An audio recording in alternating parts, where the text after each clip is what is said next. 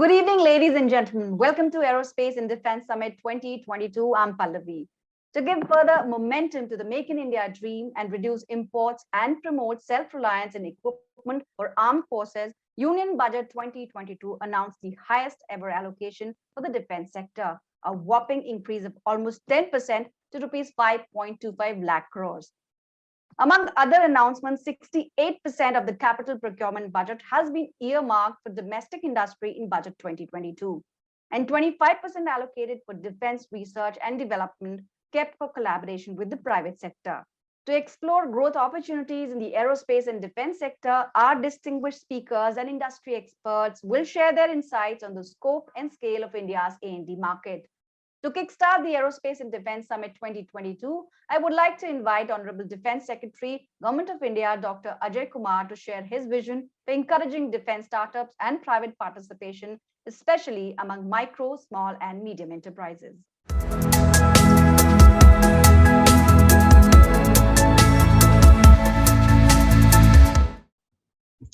Thank you very much. And I would like to start by saying that the government is making earnest efforts to bring in real Atmanirbharta in defense.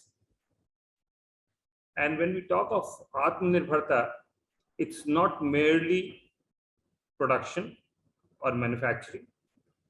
We have had significant progress as far as manufacturing is concerned, but most of this manufacturing was based on licensed technologies, transfer of technologies.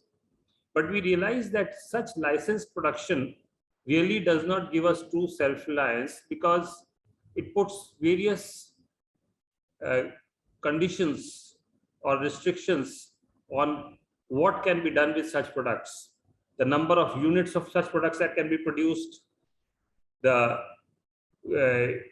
restrictions with respect to export, to which countries we could export, and most importantly, our own ability to upgrade these products for newer generations were also limited.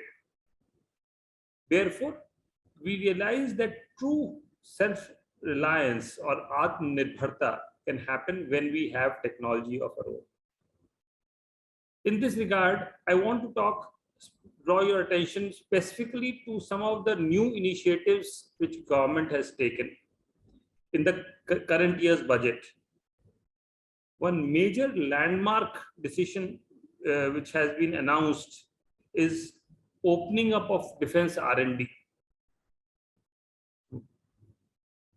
And not only merely opening up, government has also made its intent very clear by saying that 25% of defense R&D budget allocation will be earmarked for R&D by private industry, academia, and startups.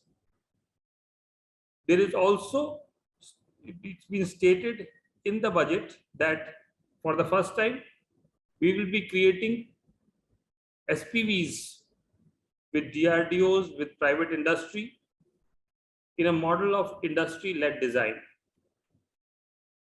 The whole idea is really to scale up the defense R&D efforts to meet multifarious requirements of the armed forces.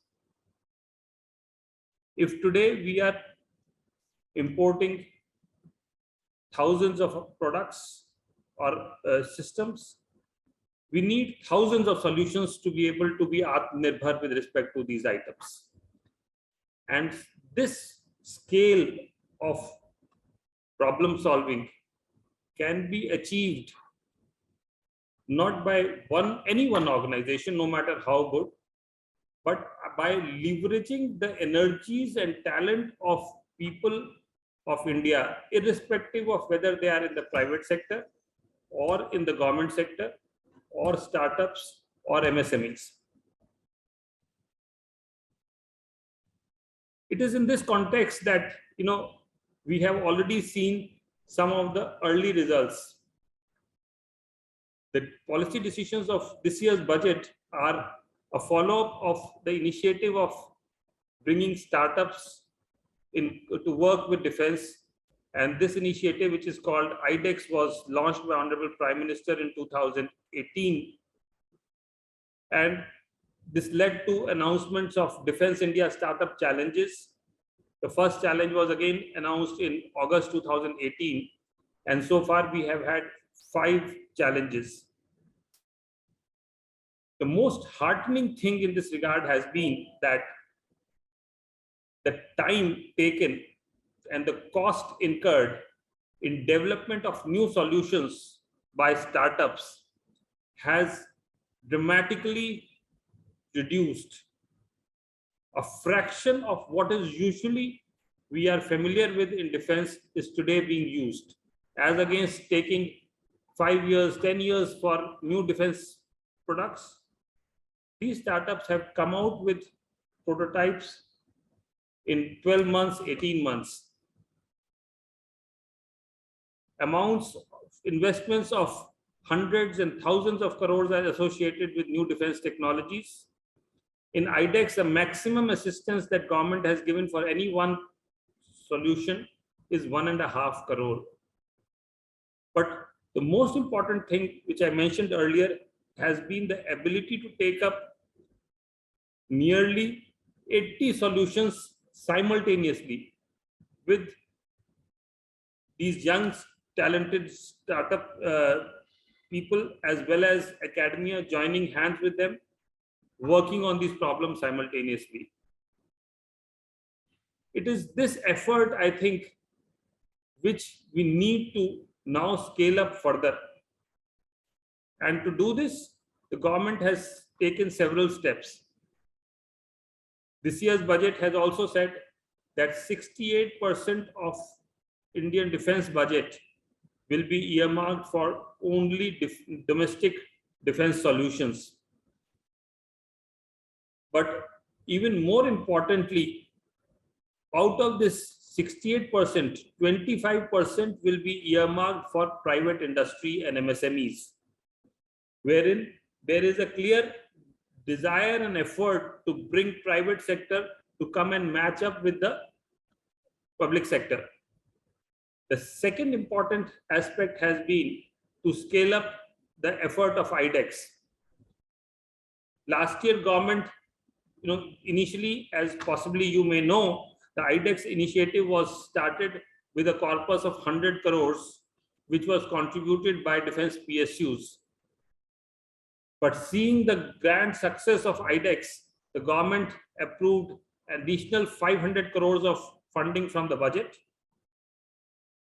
We have also decided that we will earmark a portion of our budget for buying solutions produced by the startups, because in the end, if these solutions are not procured, they will remain on the drawing table. So 1,500 crores have been earmarked in the budget of 22-23 for buying solutions produced by startups. We are also in process of simplifying the procedure by which the solutions produced by startups can be procured. And in a major amendment to the procedure of testing and trials, we are now introducing very shortly, and this is in advanced stage of consideration of the government, wherein any prototype which has been developed by startups through the IDEX system will be procured by the forces based on the prototype testing. Now, why this is essential is that very often in the past, the time taken for trials and the cost incurred by the startups and industry for trials is much more than the actual cost for development of prototype. So here, what is being done is, with this amendment, and I must compliment the services who have come forward to support this initiative, that once the prototype has been tested, thereafter, procurement of that product would be started. Why this has been possible is because the whole IDEX process is actually a partnership development process where services who are the users of the technology are participating in the development of that product from the very initial stage itself. And therefore, once the prototype has been tested and found to be meeting the generic requirements of the user, then it can be procured. And this will curtail the time taken for actually using indigenous technologies for the use of the services. This will greatly enhance the scope and scale of what IDEX and new technology development in the country can do. We are extremely excited about the prospects of how indigenous technologies can revolutionize. And when I talk of our own technologies produced by startups, let there be no such impression that these technologies are in any way inferior to the best in the world. In fact, the fact remains that the talent and power and the ingenuity of our startups has found favor with some of the global OEMs and countries across the world for their purposes. The US Armed Forces, US Air Force Research Laboratory is working with our startups. Airbus is working with our startups. Large number of companies in other developed parts of the world are using our startup technologies. And therefore, it is today possible for us in defense to take the talent of our startups towards meeting our own goals of Atmanirbharta. Let me stop here, and if there are any questions, I'm happy to take them. Thank you.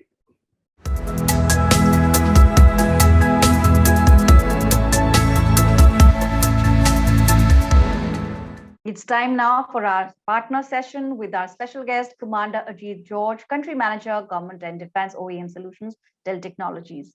Ajit George has about 26 years of experience, including 23 years in the Indian Navy, where he set up India's first coastal security network and then undertook the planning and procurement of Naval Communications Network, the largest IT and networking project. At Dell Technologies, Ajit leads the government and defense business of OEM solutions in India. Welcome to ET.com. Thank you, Pallavi. So without wasting any more time, let's just start with the presentation, which talks about the partnership for aerospace and defense markets. Good evening, enablers of the Make in India dream. Thank you so much, Pallavi, for that introduction. For us at Dell, it's indeed a matter of great privilege and honor to be a part of the Economic Times Aerospace and Defense Summit 2022. During this session, I would like to highlight our humble forays at Dell Technologies in enabling our partners for domestic and international aerospace and defense markets. Solutions engineered by Dell Technologies are being deployed everywhere in transforming industries, starting from healthcare, telecom. In fact, we are proud partners with all the telcos in India for 5G trials, digital safety and security, marine industry, industrial automation, and aerospace and defense.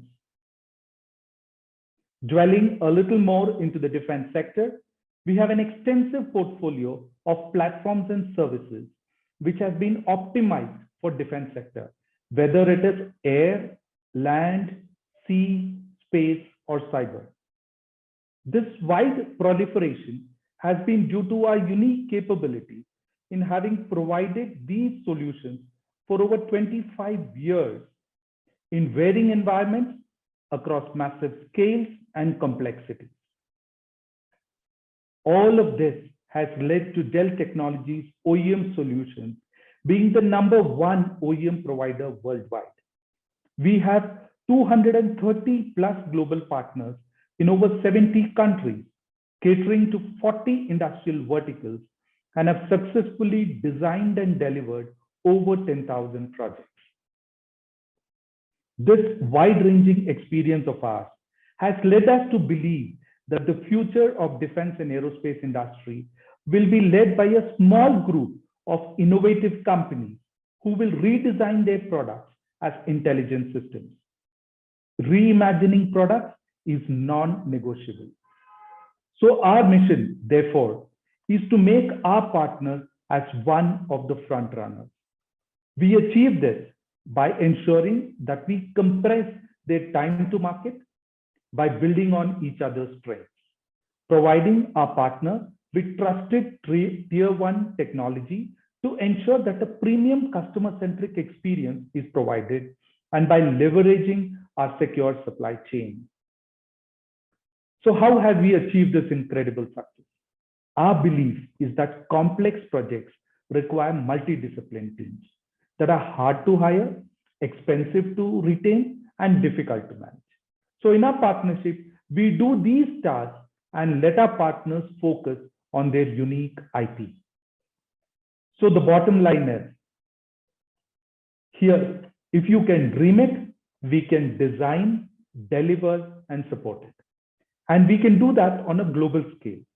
So what does a typical engagement with the OEM, Dell OEM look like?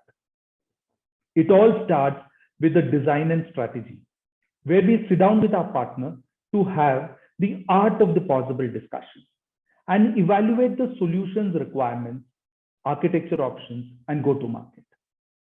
Build. Next, our product, program, and engineering teams work to build a solution, accommodating any unique requirement the solution has for ruggedness, extended life, space requirements, etc. Moving to integration, rather than simply shipping the appliance to the partner, where they would have to handle imaging, application install, BIOS install, third-party configuration, etc., we do it all in our facility, or allow the partner to do that securely at our premises if they so desire. Now to deliver, we rack it, stack it, tag it, package it, and then ship it to the end customer. It can be absolutely zero touch for our partners. And finally, we support everything globally. We have thousands of part depots around the world. So if something goes wrong, we are on it. Bottom line, we take care of our partners' customers. Our mantra is to tailor-make our product based on the needs of the OEM. In fact, many a Dell off-the-shelf products have been influenced by our OEM customer requirements. Customer requirements inevitably necessitates customization. And customization is in Dell's DNA. From the very beginning, Dell pioneered the idea that you could order a desktop computer, configure to your specific requirements, and have it delivered at your doorstep.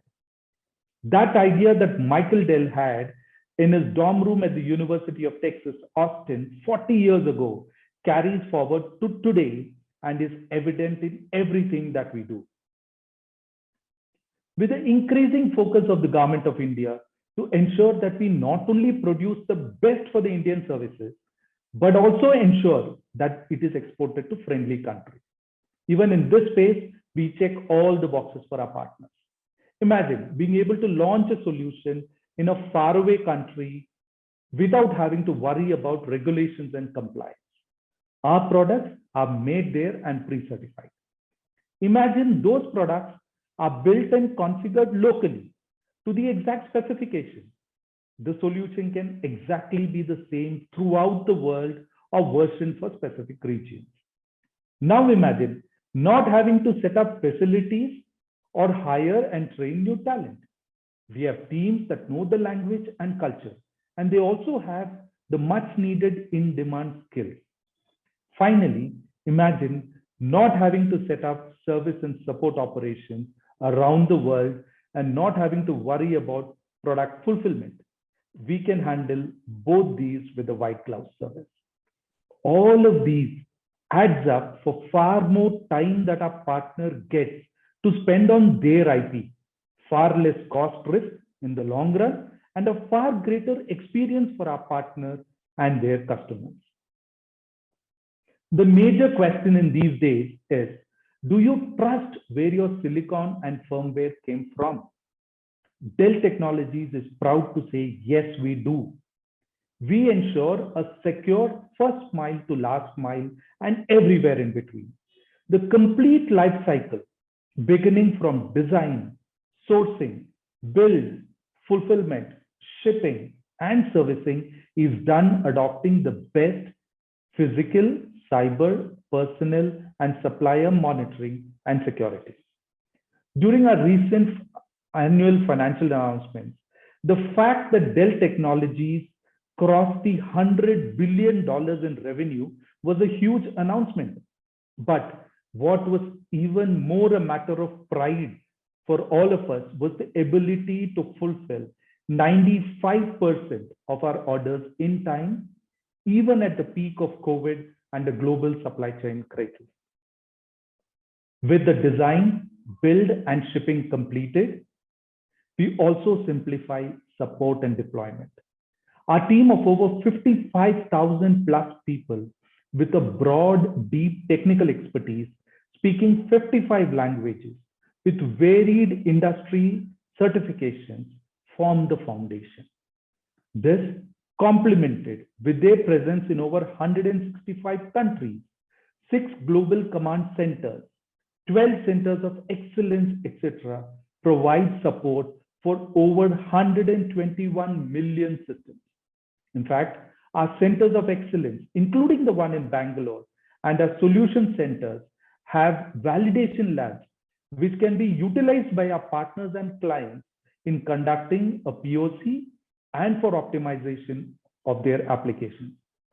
Nothing better is than hearing from our partners who have given us a 94% satisfaction rating and various awards. I'm sure you would probably want to know a use case or two in the aerospace and defense markets. A challenge that was given to us when a partner required a portable and resilient platform capable of running real-time operating systems to support field flight operations of unmanned aircraft. The final design needed us to customize our PowerEdge XR2 rugged server utilizing DC power, GPU acceleration, and running Linux operating system with VMware, vSphere, and vSAN. The reason for our win in this case was because we had performed thermal testing prior to the launch of our PowerEdge XR2 platform, and our ability to secure NVIDIA T4 GPU cards for workload acceleration, creation of a custom bezel and ruggedization, and also our ability to customize the platform for removable self-encryption drives was the differentiator. In another case, the partner wanted a portable and secure system to aid maintenance crews in the field. In this case, we performed specialized testing of our rugged laptop by conducting 40 unique tests and sharing the mean time between failures with our partners. In addition, like the previous case, our OEM product engineering team customized the platform for the usage of removable self-encryption drives. A snapshot of the various equipment that we have customized for defense usage is now shown on the screen.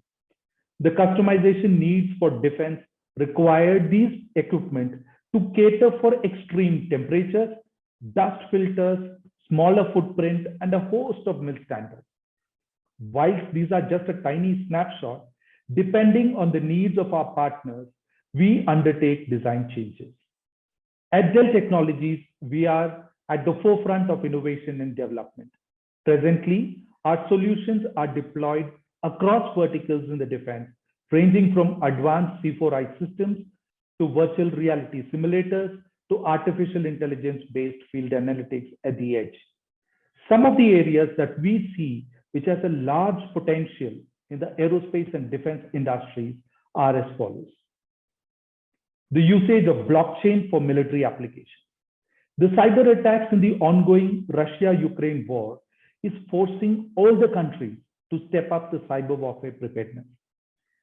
By utilizing blockchain, some of the benefits that could accrue include defending critical weapon systems, managing automated swarm systems, validating orders and battlefield information, managing logistics and supply chain, etc.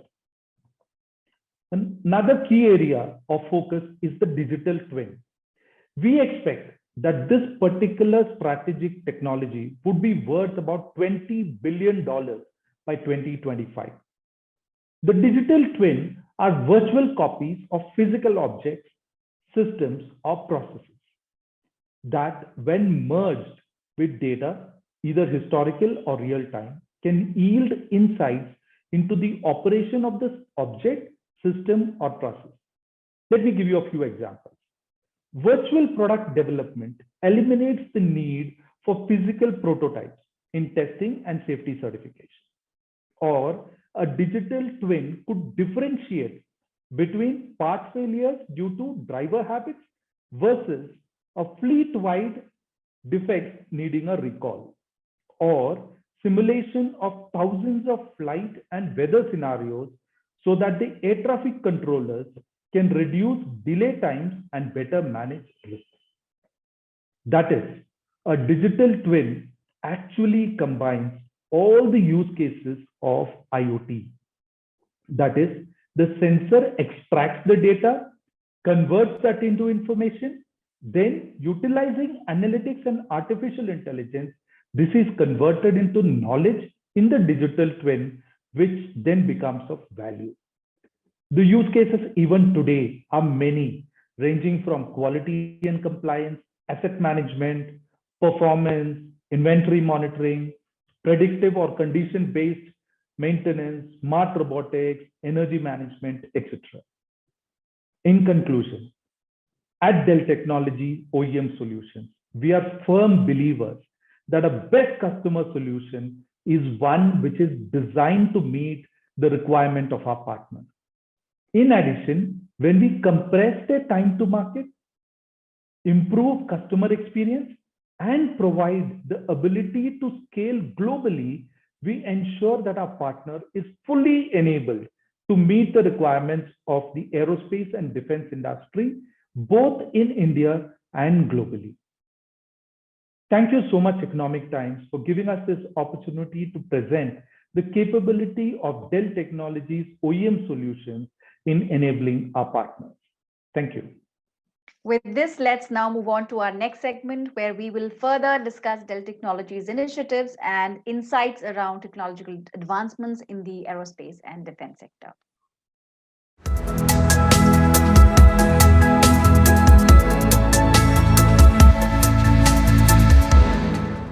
As Dell Technologies has worldwide presence, in your opinion, to what degree of technological advancements have we made in our country? That's a wonderful question, Pallavi.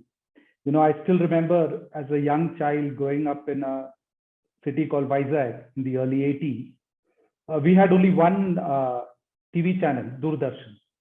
So one day, an older gentleman who was working in the Vizag steel plant came to us and shared the news that the foreigners who were setting up the plant had huge dishes and they could see tens of channels. So that was a huge wow factor for us. Fast forward that to today. We've moved on from there to cable, then to smaller dishes, and now all of that is available on a mobile. The entire content is available on a mobile.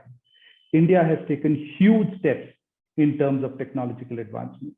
Just imagine, even at the peak of COVID, all our children attended classes online. The proliferation of mobile phones, the usage of digital payments, telemedicine, usage of drones, etc. These are huge steps which has leapfrogged India into the more advanced technological countries. Or for that matter, in the aerospace and defense sector, the recent announcement of the BrahMos export to Philippines, or the recent announcement that Bahrain has launched talks for procuring the Arjun Mark II battle tanks. All of these are great testimonies.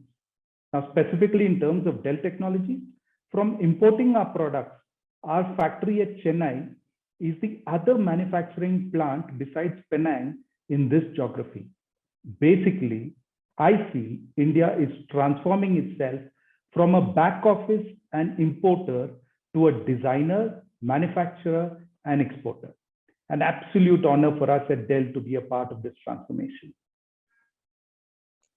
Well, there is a lot of conversation around hybrid war capabilities. So do you think this is the best time for India to be thinking on these lines? Interesting, Pallavi. So hybrid warfare is actually a military strategy that has multiple definitions and explanations, but most of them converge to state that it blends conventional warfare, irregular warfare, and cyber warfare. So in my opinion, I think we are on the path as a nation in developing this capability. With a focused view of the Government of India in establishing the Defense Cyber Agency, Defense Space Agency, establishment of an exclusive defense network, we are on that path. With these steps firmly in place, I think from a technology standpoint, it would be interesting to see a more focused adoption on artificial intelligence, big data analytics, and cybersecurity. At Dell Technologies, we are leading these initiatives across the globe by providing platforms to our partners who can utilize them to provide these state-of-the-art solutions. So we have some of the best high-performance computing solutions. We have the ability to securely store, retrieve, and provide data on demand in massive scale. And we at the OEM solution customize our products to meet the needs of our partners. Surely. So I would like to ask, with the power of computing increasing, do you see a change in the way information is processed, especially in the defense services? Oh, again, that's another wonderful question, Pallavi. In fact, that is the absolute new trend these days. And the buzzword is edge computing. So edge computing is again, perceived differently by different people, but the more accepted definition states that the edge is where the data is acted or near its point of creation to generate actionable intelligence of immediate value. In fact, industry leaders see a great deal of momentum in the edge computing, and they say that the combination of edge computing with 5G will have a profound impact virtually on all businesses and processes, defense included. And Dell OEM can enable all our partners to be front runners in this edge computing area. Could you tell us a little more about Dell's OEM solutions for military and defense industry? Oh, absolutely fantastic. Again, Pallavi, I think you have a very good set of questions. So in this day and age, there's hardly any area of our life which does not use computer storage, which effectively means that Dell is omnipresent. Like I mentioned in my presentation before, our mantra has always been customizing products to meet the requirement of our client. So this has led to the usage of Dell products across sectors, not just defense or aerospace. But let me give you an example on the marine sector. Our ruggedized marine grade servers, storage, laptops, desktops, and tablets are either directly or through our partners meeting the needs of day-to-day ship operations or a submarine operation. Besides, these also form the foundation of many a weapon system, electronic warfare, or network-centric operation systems. In fact, even unmanned aircraft, all of these are actually built on this. The only requirement is a concept or a dream. And then our set of experts, product engineering teams will work with the partners in translating this dream into a reality. In fact, I would say you've been on both sides of the entire ecosystem. What is your view on the role of government initiatives like Defense Innovation Fund or the Innovations for Defense Excellence, IDEX? Pallavi, this is absolutely fantastic. I must say, this is absolutely the need of the hour initiative that has been implemented by the Ministry of Defense. The holy grail that was surrounding the defense research and development has become more accessible. It is absolutely motivating to see the number of startups that have emerged and the range of developmental activities that they are undertaking under the aegis of IDEX. Young entrepreneurs with bright ideas are now solving the complex challenges that the defense services are throwing at them. While it is still at a nascent stage, I'm personally looking at this space closely and would love to see more support being provided to them, especially in the emerging digital technologies and trends. It will actually be a huge reward and massive appreciation to the Ministry of Defense if any one of these solutions developed here will be exported globally. So as we come to the last bit of our conversation, I would also like to know Dell's vision on the Make in India scheme. Again, a wonderful question. Thank you, Pallavi. So Dell Technologies believes that India has the right demographics and capabilities to realize the digital future and also achieve the $5 trillion target. With a significant focus on Make in India, India can actually leapfrog and become one of the key manufacturing hubs globally. Towards this, you may be aware that Dell has our own manufacturing facility near Chennai, where we manufacture notebooks, desktops, servers, etc. And we've been investing to increase the product portfolio being manufactured in India. In fact, some of our products are fully made in India and qualify under the Class 1 supplier category. We are focused on making this a success and are closely working with the government to look at how we can continue to contribute and make in India a success. It's been indeed a wonderful conversation, and thank you so much for this interesting and insightful fireside chat. Thank you so much. Thank you, Pallavi.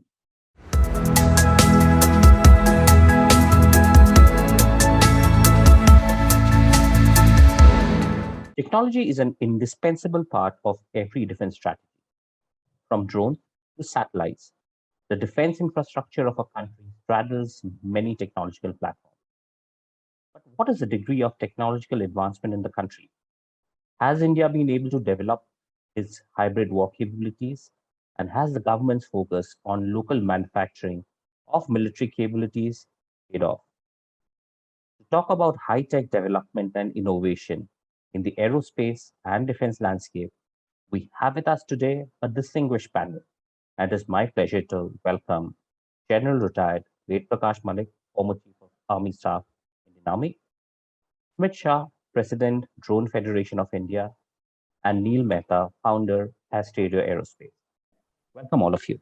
And my first question to you is General Malik. Events of February 24 has made everyone rethink from what we are seeing in the Europe. The possibility of conventional war probably is real. In our immediate vicinity, what are the threats? The most obvious one probably being China.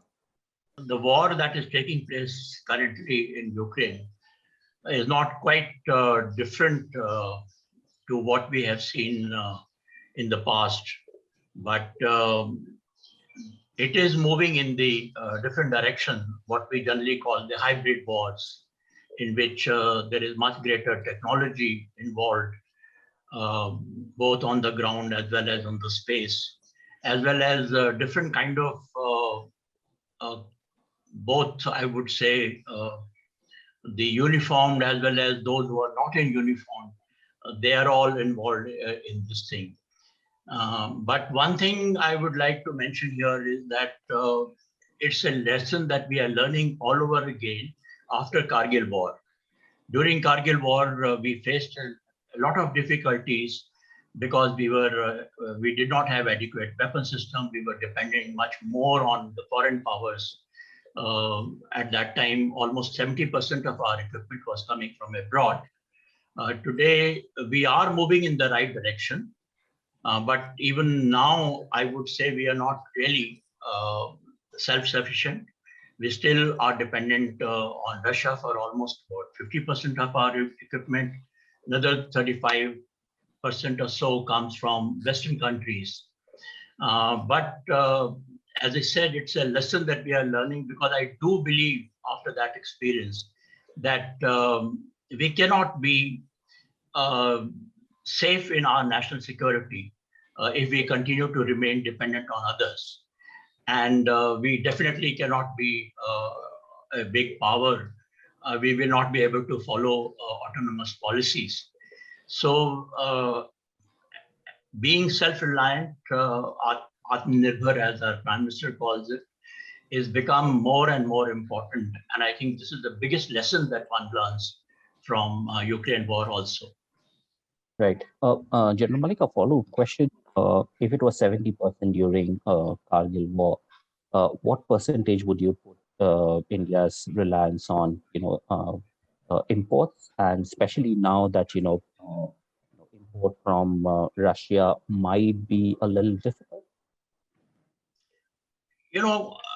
We are dependent for almost about 50% of our equipment on Russia at the moment.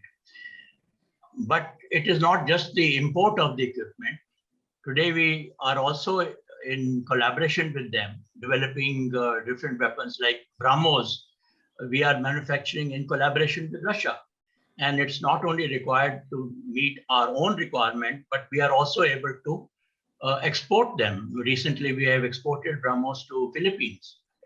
So there are many projects which are going on with Russia. So one should not just look at it, what we are able to import directly as a weapon system. One has to look into the kind of joint R&D that is going on, development of weapons that is going on, and the move forward of our technology of the weapons that we have already got. So one should look at it that way also. It's not going to be so easy to straight away cut off ourselves. And the other thing is that while we would like to reduce our dependence on Russia, no doubt about it, it can't be done in a short while. I would prefer that we should be self-reliant as much as possible, frankly. The kind of things that are happening, it's not only us. I think even other countries are also learning. Just yesterday, I learned that Australia is going to increase its armed forces. And that means also they will have to develop or they will have to manufacture their own weapons or import weapons. Similarly, I noticed that even the East European countries, which have now joined NATO, they have been asked to spend at least 2% of their GDP on development and on defense industry and equipping themselves.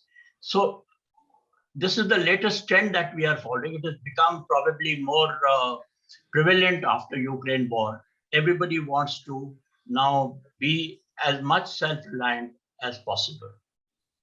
Interesting.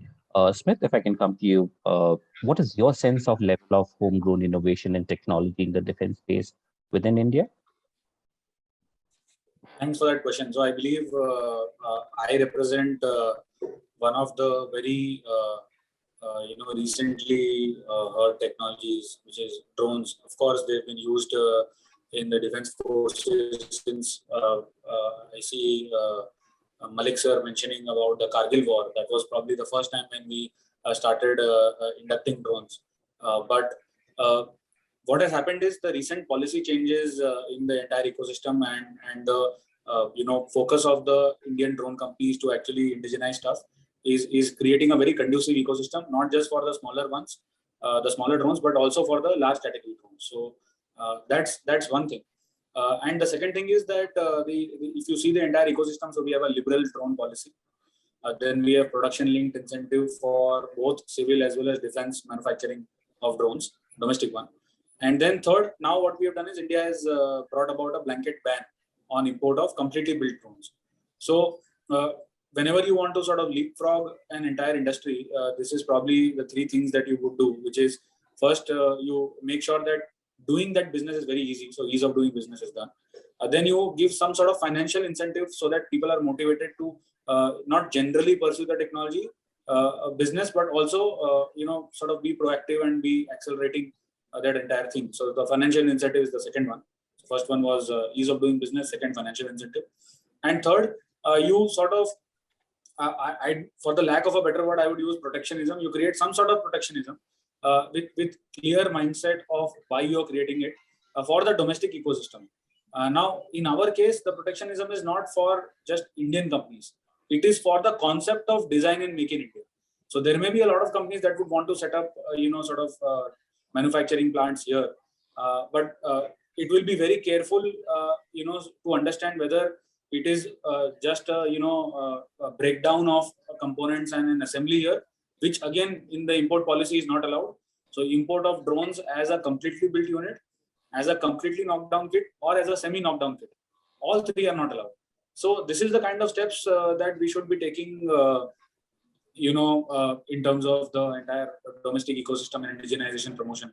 And just to give a very small example in this would be programs like IDEX and IDEX Prime that was recently announced, where the limit of 1.5 crores average project value is now gone up to, funding value has now gone up to 10 crores, are all steps that will, sort of promote indigenization in a major way in defense tech.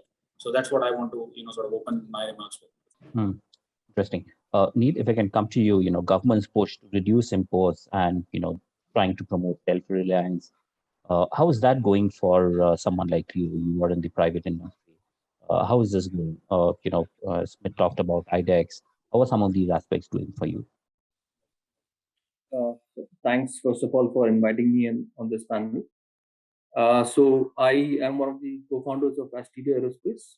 We are primarily design, development, and manufacturing firm for drones. We started about 10 years ago with the goal of developing indigenous systems for the military market in India. And since then, we've grown to supply drones to both the Indian Armed Forces as well as a lot of Indian enterprises who are using drones for various applications. So today, from talking from my perspective, I think there is a long way to go for us to be self-reliant in any technology, let alone military technology. Right? Drones and new age technologies depend a lot on electronic manufacturing, which again India has traditionally been lagging behind in adopting and setting up manufacturing at scale. Only now the government is taking serious steps to incentivize companies to manufacture at large scale electronics in India. And like Smith mentioned, similarly, there are incentives now for companies to manufacture drones within India. I think we probably need to take a broader look at what we are trying to accomplish. Atmanirbhar Bharat, of course, is the first step towards being self-reliant in terms of manufacturing.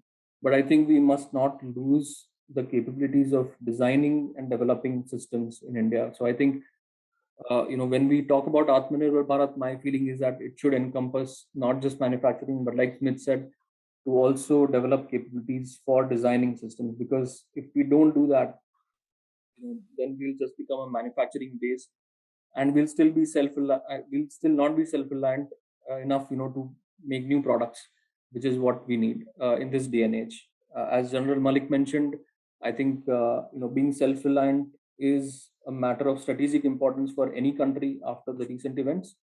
And I think for companies like us, it is not, it's also a practical matter, because with how COVID has happened and how the supply chain has disrupted, and now we are seeing further disruptions in supply chain.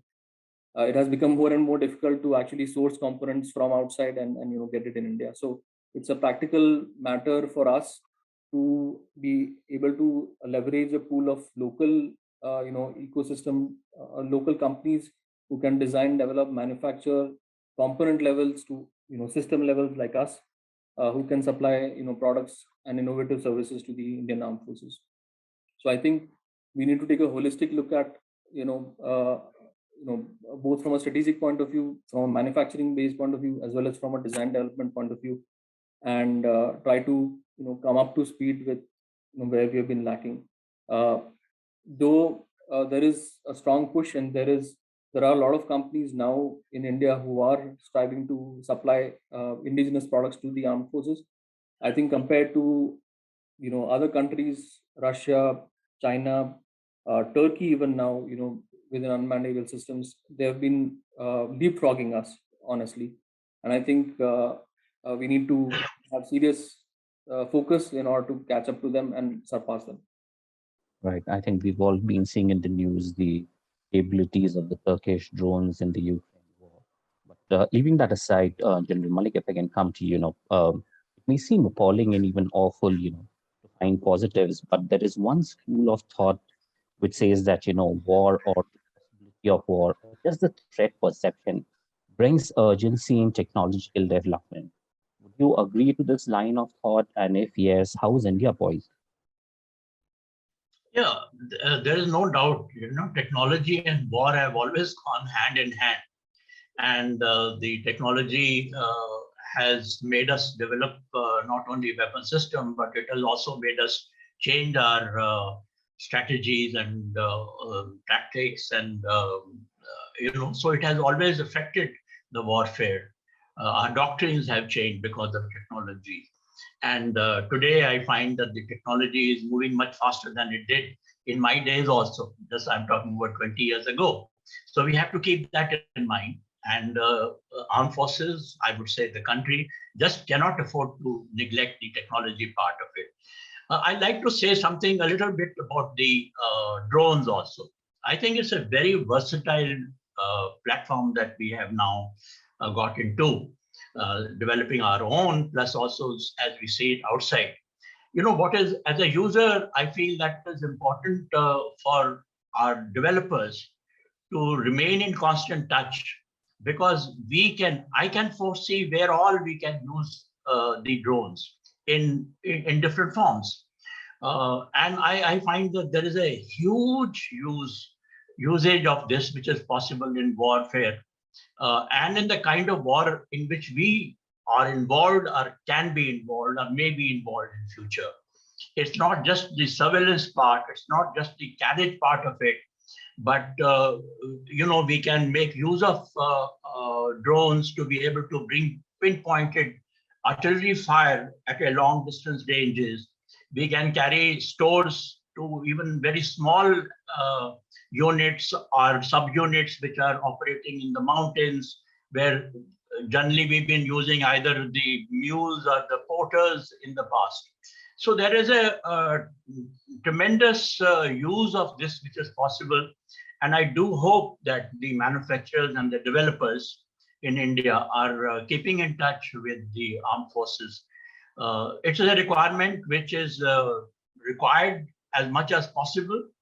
And we need to not only make use of it, but we will also need to develop our own tactics and strategies based on the availability of the drones, the kind of drones which are possible, which are being seen in the world today and which are possible today. I just want to make this point, or rather emphasize this point, because one should not see drones only from the point of view of being able to fire at some place, or being able to carry some load, or being able to carry out surveillance, etc. It's got tremendous usage possible in our country. Tremendous usage. Smith, if I can come to you, is that, General Malik talked about, the communication angle between manufacturers and developers like, Neil and others in the space, and the defense establishment. Is that happening? Is there a close cooperation and communication now in terms of what are the technological needs from the defense establishment side, and what is it that you guys can provide? So thanks. I think there are two parts to this. The first part is what is happening from the services side. So from the services side, institutions like Army Design Bureau have actually been specifically set up for this task, to actually work within the service with the user, understand what is the requirement, and that requirement is definitely different for each theater and each operation that Malik sir did also mention. So that's one thing that Army Design Bureau, in fact, I will categorically even sort of say, not just the services in general, but Army Design Bureau specifically has been very proactive in working with the users, getting the requirement, and then floating that requirement to the industry much before a formal process of procurement starts as well. This is actually the way in which designers and developers of at least UAV technologies have been able to understand what the problem statement is.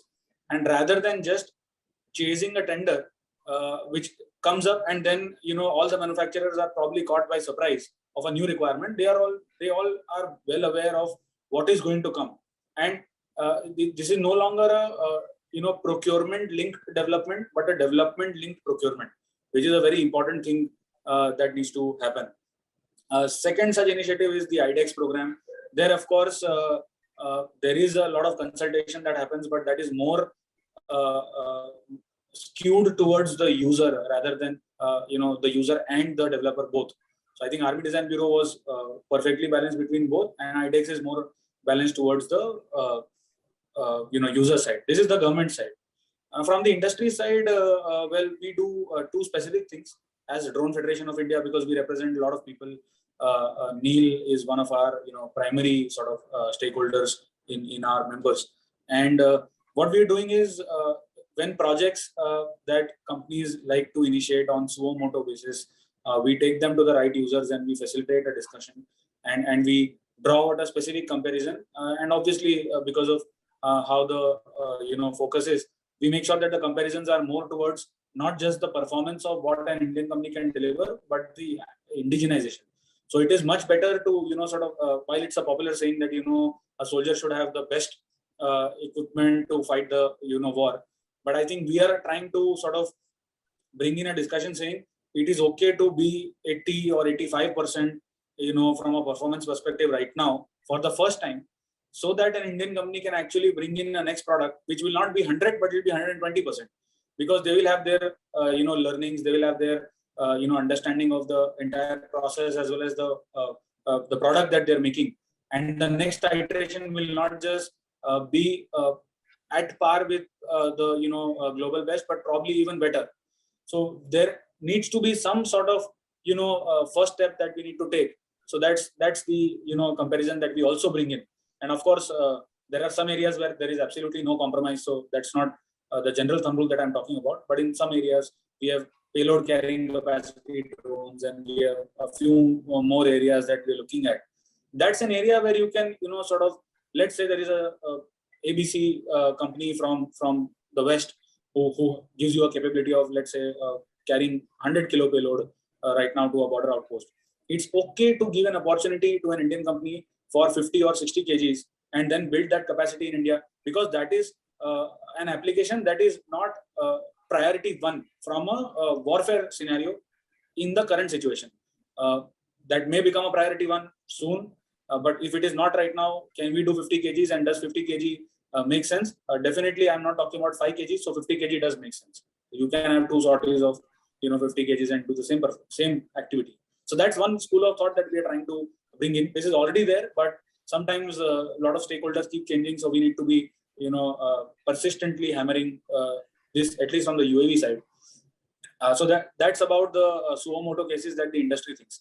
The second thing is what we are now working is a lot of our stakeholders actually, because they were all startups and they were working on a lot of technology from ground up, they are all focused towards smaller systems right now. The largest one that they are looking at is probably payload carrying systems or loitering ammunition systems.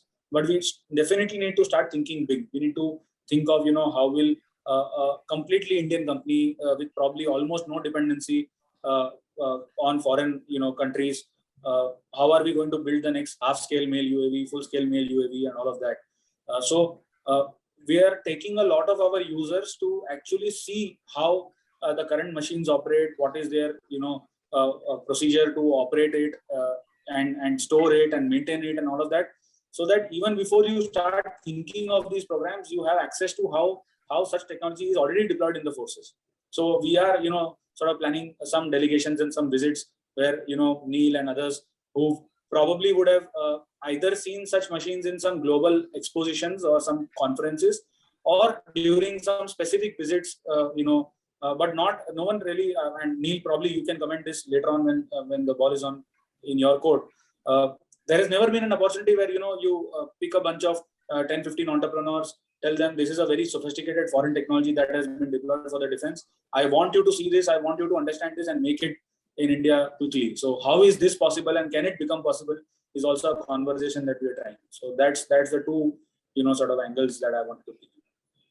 Right. Neil, do you want to comment?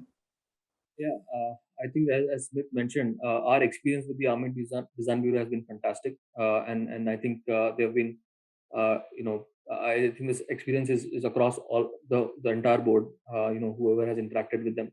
In fact, as General Malik was also mentioning, that there is a need for such load-carrying drones. I think the Army Design Bureau, in fact, this month is organizing a demonstration for every drone company who has a capability to come and demonstrate, right? Because only when they come and demonstrate, they will actually see the operational scenarios in which this has to be used, how the end user is going to operate it, and then get that feedback, because that feedback is very important in order to innovate. And I think that has been missing, for a long time. As Smith also mentioned, primarily, tenders would come out, and then you would, get to know about the requirements.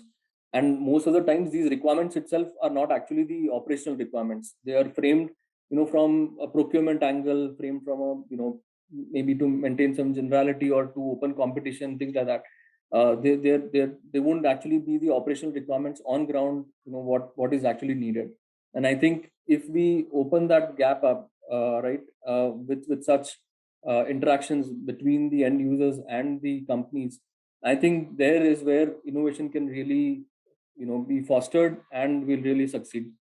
Because once you are actually there and you see where this equipment is actually going to be used, how the system has to be designed, then the designer will keep that in mind while designing such equipment. Until you carry, that backpack and go up that hill, you'll never know, how heavy that system is going to be. And that's a very common problem, that we face while designing such systems with people who are in office and, who have never seen, what the ground reality looks like. So, RB Design Bureau has been really fantastic. They've been promoting, companies to come and demonstrate their capabilities. In fact, if you feel that you have a capability that you would like to demonstrate, they will organize, an interaction with the end users and allow you to actually go and test these equipment.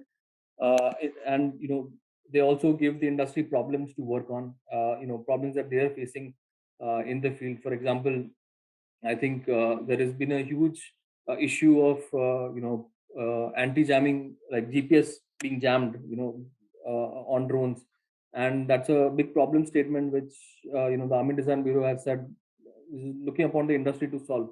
Now, how can we have systems which cannot be jammed? Because I think today with commercial jammers you can jam even a large UAV. So those kind of real world experiences, real world scenarios have to percolate down to the companies who are designing it, so that they can take care of such things while they're designing products, and they can also plan their roadmap accordingly. I think IDEX, as Smith mentioned, is also one avenue where some problem statements have been given, and the industry has been asked to come up with solutions for these. They are probably a little bit, as Smith mentioned, weird for end user requirements, and I think somewhere we need to marry the end user requirements versus what is available today technologically and what we need to make to get there. So I think probably what I feel is the right way to innovate is to follow something like the DARPA model, right, in the US. And DARPA is a very famous example for how to innovate. In fact, I think a lot of companies like Google and all, they actually have taken their inputs from DARPA and set up their research capabilities. And it's DARPA is an extremely agile organization, right? It has only about 120 people or so. They run on an annual budget of 3 billion, believe it or not. And most of the new age technologies which you are using today, like the internet, even MEMS, like the sensors which are on the smartphones, have actually been originated from DARPA projects. So we should actually look up to such initiatives and try to bring it here. I think we need very few, like minimal things to do it here. DARPA runs on a very agile model. Like I said, they focus on things which the user needs, but it's slightly kind of research driven, right? It's not just applied research. What most of the companies do right now is do applied research. Like some technology is there, we'll apply it for solving a problem. DARPA looks a little bit ahead. They focus on things which need to be researched in order to meet the end users, right? And I think we need to kind of follow that approach and set up projects in such a way that are little forward looking. May not be needed here and now, but there is some forward looking thought behind what we need and what we need to do to get there. And then they appoint a project lead, and the project lead is usually someone from a technology background. It could be like a CEO of a company who has been running a company for some time or has some a technical expertise, and then they make them as a project lead. They give them a budget, and then they go and get proposals, and they fund companies to work on it. And it's mostly private companies. Of course, they are partnering with universities and government labs and all of that, but there is an incentive for the private company. There is a very time-driven kind of project timeline. So, it's incentive enough for people, like, for talent to actually come in and start working on those problems. I think that's one of the major things which we need to do, is we need to attract high caliber talent to work on defense problems, not, just work on, software problems and work in MNCs. But we need to attract that kind of high caliber talent to actually work on defense problems. Only then can we innovate and actually build something of substance and of value to the Indian industry. So I think if we follow some of those ideals and some of those thoughts which have been working elsewhere, I think we can do a lot more. There is no shortage of talent in India. I think everyone knows that. It's just how to attract them and how to motivate them and incentivize them to work on such problems. Right. I think the internet is a perfect example of how, technology has moved on from just being a military application, which, internet was initially designed to withstand a nuclear exchange. But, it's now, I mean, we're doing this on the internet at the moment. Right. So, General Malik, if I can come to you talked about, use cases of technology like drones. What are the other areas of technology that India probably needs to focus on at the moment, and probably are the priority areas? There are a very large number of areas, for example, let me just start with first thing, command control equipment that we require. Also, command control communication, the surveillance part. Surveillance has become extremely important to be able to see through the darkness at night, improving our visibility at night. Stealth and technology, which is coming more and more in all weapon systems.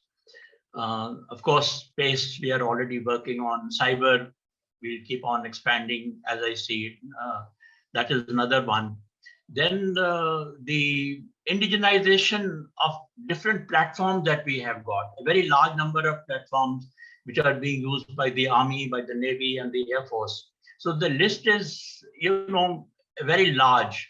There is a very large scope today on which we can work. But I would say 3 priorities at the moment would be, one would be innovative technologies in terms of space, in terms of cyber, in terms of stealth technology, in terms of communication, command, communication, and surveillance, and indigenization of various platforms which we are still importing from abroad. So there is a huge list in which, personally, if you ask me, I'm still not very satisfied with the inclusion of inadequate, I would say, inclusion of the private sector.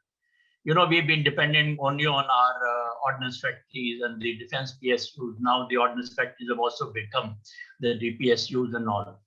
I think we need to involve our private sector more and more. And I have been talking about this for a very long time, because only then different people will start working in different directions, and we will be able to have indigenization move faster. So there is a requirement. Also, I feel that the private sector is able to get technologies much faster from abroad than our defense PSUs and all. We've seen how they have worked or functioned over the years. So there is a huge scope, and I think we have more partners from the private sector. It will be good for armed forces as well as for the nation. Right. On this specific point, more participation from the private sector. Is there something the government can do more to, get more private players interested in the defense space? Yeah, of course, government can encourage them, incentivize them, and government can also make it slightly easier. We were just talking about people going to, for development purposes, for design purposes, going to various fronts, for example. Indian armed forces are having to face mountain warfare, high altitude warfare, desert warfare. So we need to permit more people to go and carry out liaison there, or to see the conditions which are required there. I mean, this is one area in which I think we can encourage the private sector to do that, and to realize what all is possible. Incentivization is important. I was very happy that this time in the last budget, the finance minister said, I think about 65% of the money will be used only for the indigenous production, which is a very good step. You know, gradually we have to stop the imports to be able to encourage the our own domestic industry.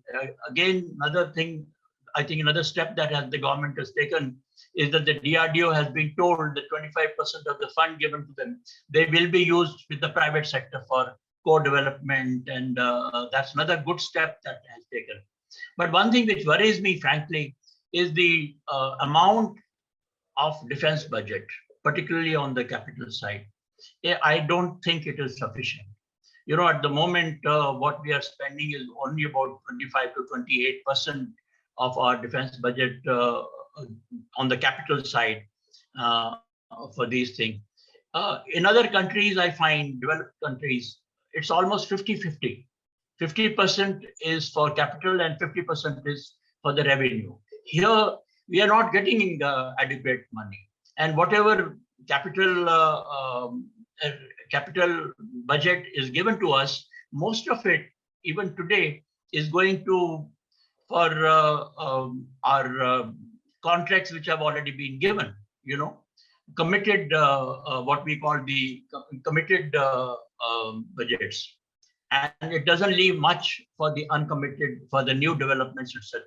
So what I feel is absolutely essential is that we need to have more money available to us on the capital side. And sometimes some industrialists have even spoken to me. He says, look, you don't have the money, so where is the incentive for us to manufacture anything or develop anything? Which is quite right. I mean, they're justified in asking.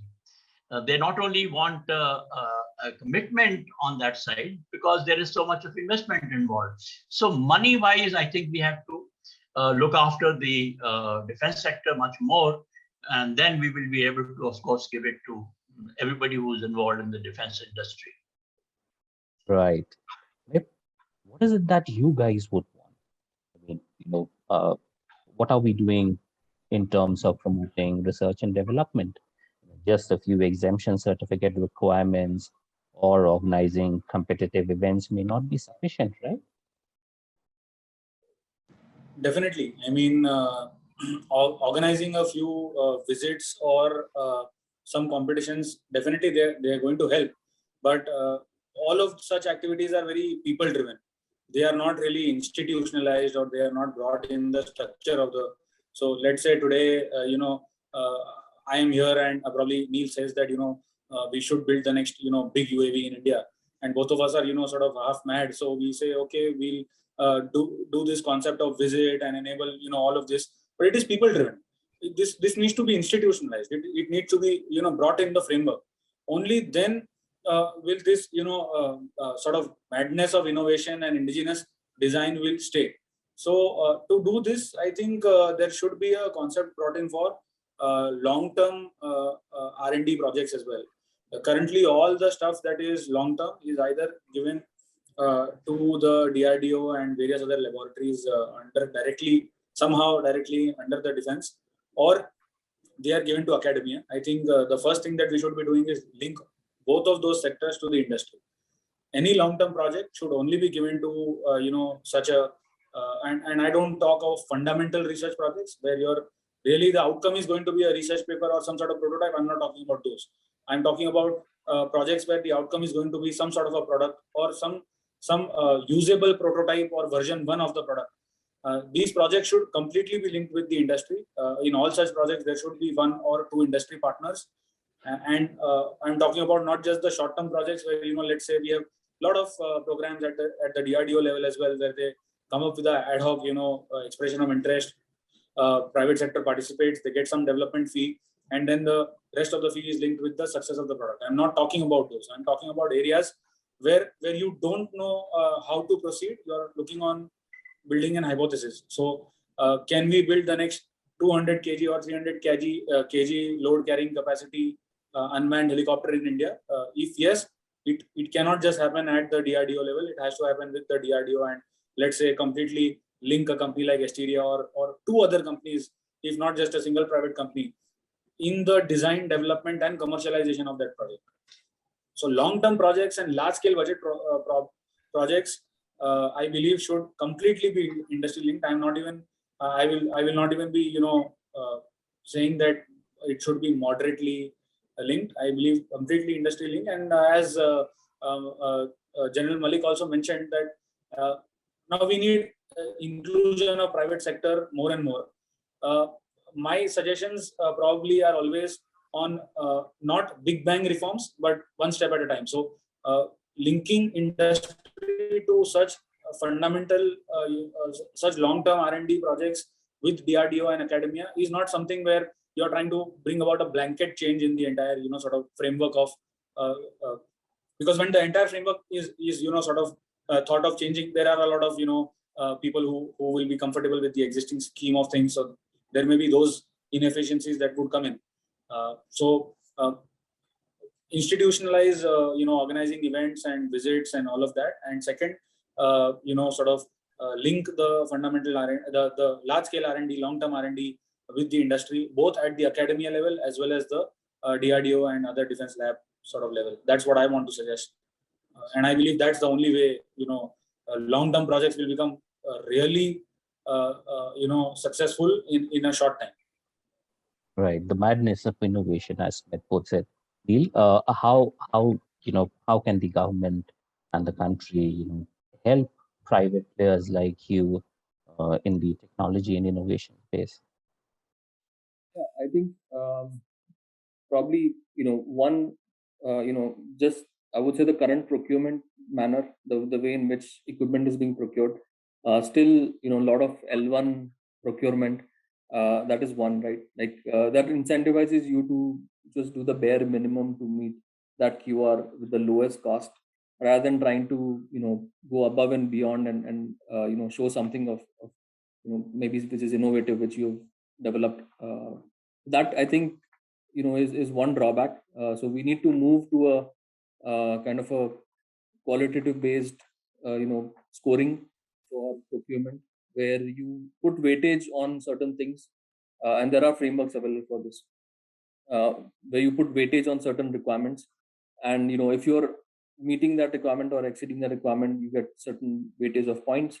So you're not just striving for the bare minimum. There are other ways. Even if your cost is more, if what you're supplying is also a lot better, then you have a fair chance of your equipment getting procured. So I think that's number one.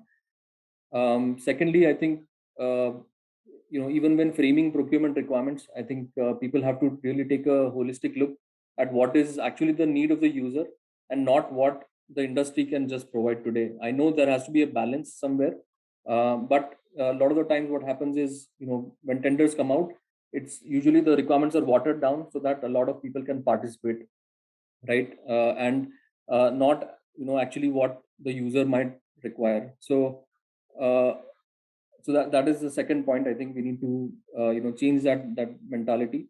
Thirdly, I think also we need to overhaul, from a procurement point of view, we need to start accepting single vendor situations. If only one company is able to meet that requirement and qualifies for it, even if 10 companies participated, that procurement should be allowed to proceed, not be kind of looked upon with a eye of question. I think the trust between the government and the industry has to improve. So that incentivizes companies to bid aggressively. Let's say even if the requirements are high, if I feel that I have the only technology which can meet it, I'll still bid for it, rather than thinking that it'll be a single vendor situation and then there's no point of going forward. So I think from a procurement point of view, there are some suggestions here. And from fostering research and innovation, I think, yes, under the defense, the DIO, which is Defense Innovation Office, I think, which is managing IDEX. I think we can start fostering long-term research projects, not just short-term 1.5 crore grant projects. Incentivize companies to actually start doing some research towards the longer term. Make that headed by someone from a technology background who understands the technology space, and try to promote that kind of, maybe I would say, Bangalore style or Silicon Valley type of thinking into defense, right? Which can then incentivize people of high caliber to start working on those problems. I think those kind of changes would really help to drive innovation. Right. Smith, you want to come? Yeah, I just wanted to add one point. I think an idea like creation of a technology development cell could also be thought of in all the armed forces. There are existing ones in a lot of way and manner, but a specific cell that is designed to hire private sector people, and their mandate is to sort of work on technology and foster the long-term projects. This usually keeps happening in a lot of consulting projects. So you have a lot of management consultants that are very easily hired in running processes, and then the outcome is usually a presentation or a report or some sort of a study or a roadmap. But if it is so comfortable to hire and give this kind of a job to a management consultant, which is a private sector guy, a civilian, then it should probably also be compared in the similar manner. Even in the case of technology roadmap development or vision planning or some sort of project management, all of these consultants have access to a lot of sensitive information as well, and there are frameworks to sort of ensure that those people are right, and there is no loopholes there. So why can't the same be thought from a technology development and R&D perspective as well? So I think that's maybe Defense Innovation Organization or the three services themselves or both should actually start hiring a lot of people and from private sector specifically. And this is how we can bring in participation of private sector, not in the company form, but also the people form. So I think that's one thing that I wanted to sort of bring in. Interesting. We're completely out of time. General Malik, sorry, you wanted to say something. Yeah, I just want to make one more point, is our association with the academia on this very important issue, and it's a long-term issue. We have a number of IITs now, and many more are coming up, hopefully. I feel that the students there, they have to be again informed or given some kind of an incentive to get into the defense industry. It's a long-term requirement, and it's going to expand much more. So they must see the scope that is available to them, so that they get attracted towards this kind of work in the defense industry. And that is required in all the IITs and all the engineering colleges, etc. One would like to see that the requirements of the defense industry, different, whether it's electronics or it is mechanical or it is electrical, all these aspects we can make the students realize the scope of this and the kind of opportunities that they get within the country in the coming years. I think this is another important area where we should be looking at. Right, the role of academia. Completely out of time, so closing thoughts, and this time I will reverse the floor, starting with you, Neil. How do we proceed from here? Where do we go from here? Your closing thoughts. Yeah, I think all the points made by the panelists have been very valid. I think what we need to do is to create an environment where people feel that there are serious challenges to be solved, and kind of incentivize them and motivate them to solve these challenges. As I said, there is no dearth of talent in India. It's just that people have a set mentality of what kind of things are more lucrative career options. I think we need to start changing that and really start tapping into that talent. Right. Your closing thoughts.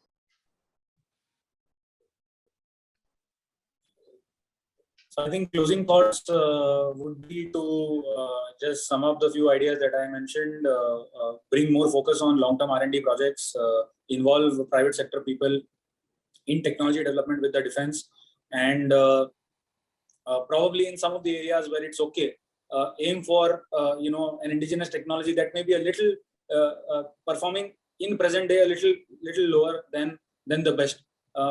Not everything needs to be the best today. If it is a little less than the best but Indian, it will probably be the best tomorrow. So that's the thought process that can also be sort of looked at. Right. General Malik, I would. Yeah. Most people are now looking at the Ukraine war as to how it is going to impact us because of the sanctions that have taken, that have been very vast sanctions on Russia. As it is, we cannot buy anything from China. So I look at it, yes, it is going to be a little difficult for some time to come. We will have some problem to find out where we can buy, how we can. It will create a little bit of problem. It might slow down some of our projects. Ukraine, from where also we were, importing some spare parts, etc., is not available for quite some time now. But this is also an opportunity. It's a great opportunity for us. We have faced such situation. I remember after the nuclear weapon tests that we did, there were all sorts of sanctions placed on us, but we came out very successfully. So I think one should look at this particular opportunity as an opportunity and not so much as a big handicap to us. And I think this is the time when we should go all out to ensure that every aspect of what we have just now discussed of defense industry in our country, that is given a greater scope, and it is encouraged from academia right up to the manufacturing stage, design, development, and this thing. And it should not be restricted only to the public sector, but we should make use of greater use of the private sector also. Right. An opportunity to go all out. I think that sums it up perfectly. Thank you all for this fascinating discussion. Thank you. Yeah, thank you.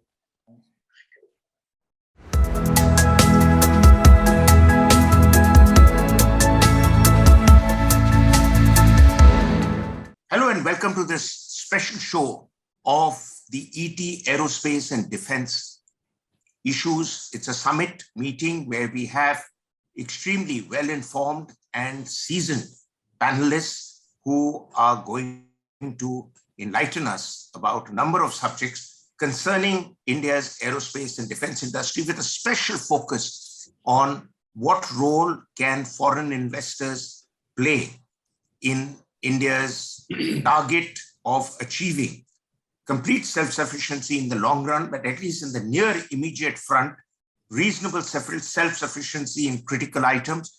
At the same time, the ability to export some of made in India products. And we have with us a distinguished panel. We have Mr. Arvind Meligeri, the chairman and CEO of Equus. We have Jayant D. Patil, who's whole-time director and senior executive VP of Defense and Smart Technologies of L&T. We have Commander Gautam Nanda, who is an associate partner for aerospace and defense for KPMG in India. And above all else, we have with us Lieutenant General retired S.L. Narasimhan, member National Security Advisory Board, and a man who has been engaging with troops on the ground in a number of operational scenarios and therefore knows what we really need. But I'll start with our two corporate experts who will help us understand the big picture. And the big picture really revolves around the ambition of India eventually to become a reckonable global arms exporter. Now that can only happen if India produces enough and enough items of high quality. But at the same time, as some experts have given me to understand, that you not only need investments for being able to export and have a top-end defense industrial base, but you also need innovations back home. You need transfer of technologies and sharing of information that would come with partnerships with already well-established countries in the business. And above all else, you need a captive market. So, Mr. Patil, let us have your views. Is this the essential requirement? And are we looking at the ambition of a 5 billion export target over the next few years actually materialized? Maruf, as I see, when we talk of becoming large to be self-sufficient internally, as well as be able to export, we need a two-pronged approach. One, obviously, very rightly you said, is we need the foreign technologies and people who would want to bring those technologies here in India. Second aspect is developing those technologies in India ourselves. Now, on both fronts, I see that the current policy environment is quite, I would say, conducive. And that's especially where I don't see a major challenge in reaching that 5 billion number about 4 years from now. Why I say this is for a very specific reason. There's a policy in the making, which is already cleared at certain levels, the empowered group of secretaries having cleared it. And thereafter, of course, the empowered group of ministers is about to be clearing this, which clearly defines what India will do, stands on 8 specific pillars. We obviously don't have time to talk about the 8 specific pillars, but when we are talking fundamental changes on optimizing things, trying to do more and more in the country, facilitating foreign investors to come into India, and both being embraced with open arms. The foreign investment in India, as well as sort of giving fillip to our own industry to develop technologies and build your own IP, because it's an IP which will allow us to export. Of course, we can always produce for our own armed forces with our own IP as well as with others' IP. So ask me, to my mind, both the targets. So indigenous manufacture is about 135,000 crores, which is in pipeline, 140 and 35 of exports. Seem feasible. This year itself, we see a capital allocation of 130 out of the 153. And that 130 only needs to be going somewhere closer to about 170. And that's essentially where over the next 4 years, with the kind of CAGR built in the budgets, we should be seeing that happen. Okay, very well. But, you know, I am not entirely convinced, Mr. Patil. I mean, that's not because you've not made a strong case. It's just because our historical track record has led me to believe otherwise. I mean, where was this motivation to achieve these same targets over the last 70 years? Did we need a vision being spelled out by the Prime Minister in the current context for us to get energized when the setting up of the defense industrial sector was a vision of our founding fathers? And they also had a similar vision that India should be a big powerhouse in the defense industrial sector, but really the story is otherwise. And I don't know, Mr. Arvind Maligari, will you agree with me on that? Would you agree with Mr. Patil? Let's have at least somewhat of a counter view. Yeah, I think, Maruf, thank you. I think the visions have been set. In 2001 offsets, 2003 offsets for larger offsets and MMRCA program. All these were visions to actually bring the technology into the country and further use the technology to export. They have been partially successful, I would say, in bringing the technology. Offsets have been there, a little bit of success, failures, more of a failure than a success, I would say, in bringing offsets into the technology into the country because of the offsets. I would say to have a robust exports from the country, we need to look fundamentally capabilities where we are strong. You know, today, if you look at capabilities, components and subsystems as a country, we have a good ecosystem. Without building a full ecosystem for full product development and corresponding, bringing the gaps of technologies through technology transfer, identifying the specific things, our export ambitions will not happen. Exports will only happen when our products are competitive in a global landscape. Today, unless we compete on global landscape on a cost, delivery, performance, nobody will buy products. So our ability to just meet the internal requirement, same thing going externally, competitiveness is completely different ballgame in my view. Although we need to have high aspirations of setting up exports, going for exports, but at the same time, upgrading from our own DPSUs and various other DRDO entities to get the products out to a level where globally competitiveness exists, and so that we can be there competing everybody head on. And it's not an overnight journey. It's a decades of journey that needs to be laid out consistently, politically, and government perspective invested to achieve that, in my view. No, well, that's all very well, but I think there is another issue that we needed a view on, and that is competitiveness is a no-brainer. You need to have competitiveness and quality, otherwise who's going to buy your product? Unless you have a captive market, which in some parts of the world has no choice but to buy your product. Either they're suiting their pockets, or they are suiting because there are freebies being given to them in the form of a certain sanction by the Indian government that, okay, this much of money is being sent into you to buy defense products, but you buy ours, which is what America is doing in the Ukrainian context right now. Commander Nanda, briefly, is this something that you are entirely convinced that we can achieve our target over the next 5 years of 5 billion exports? I have often argued that it's not the ability of our industry to produce, it's not the desire amongst the private industry, but I think there are two areas that are missing in the jigsaw. We need more private players in the entire defense landscape. And secondly, we need defined captive markets. Where is our captive market? Maru sir, I totally agree with Mr. Patil. I think going forward, achieving that target is not going to be an issue with us.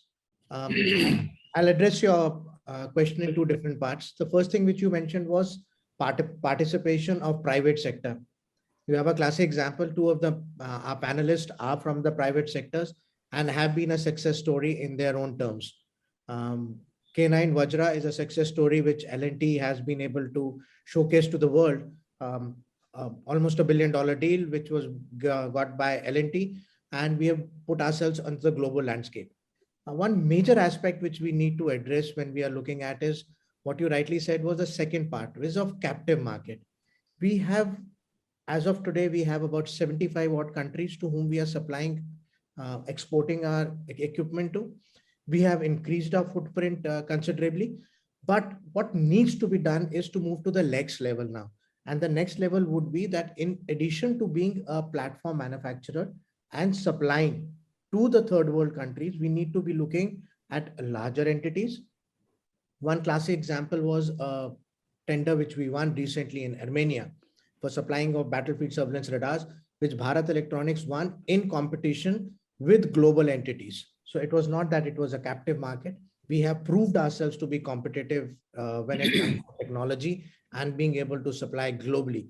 But a captive market, like you rightly said, the Americans using Ukraine crisis for their advantage, we need to look at that aspect to move forward and be able to supply. We have been doing it with our littoral states for a very long time. We've been supplying ships, helicopters, and other weaponry to these countries. We need to increase our footprint out of these 70 odd countries to a global footprint to be able to achieve it. And I think we have the capability to do it with participation of the private sector, which is coming in.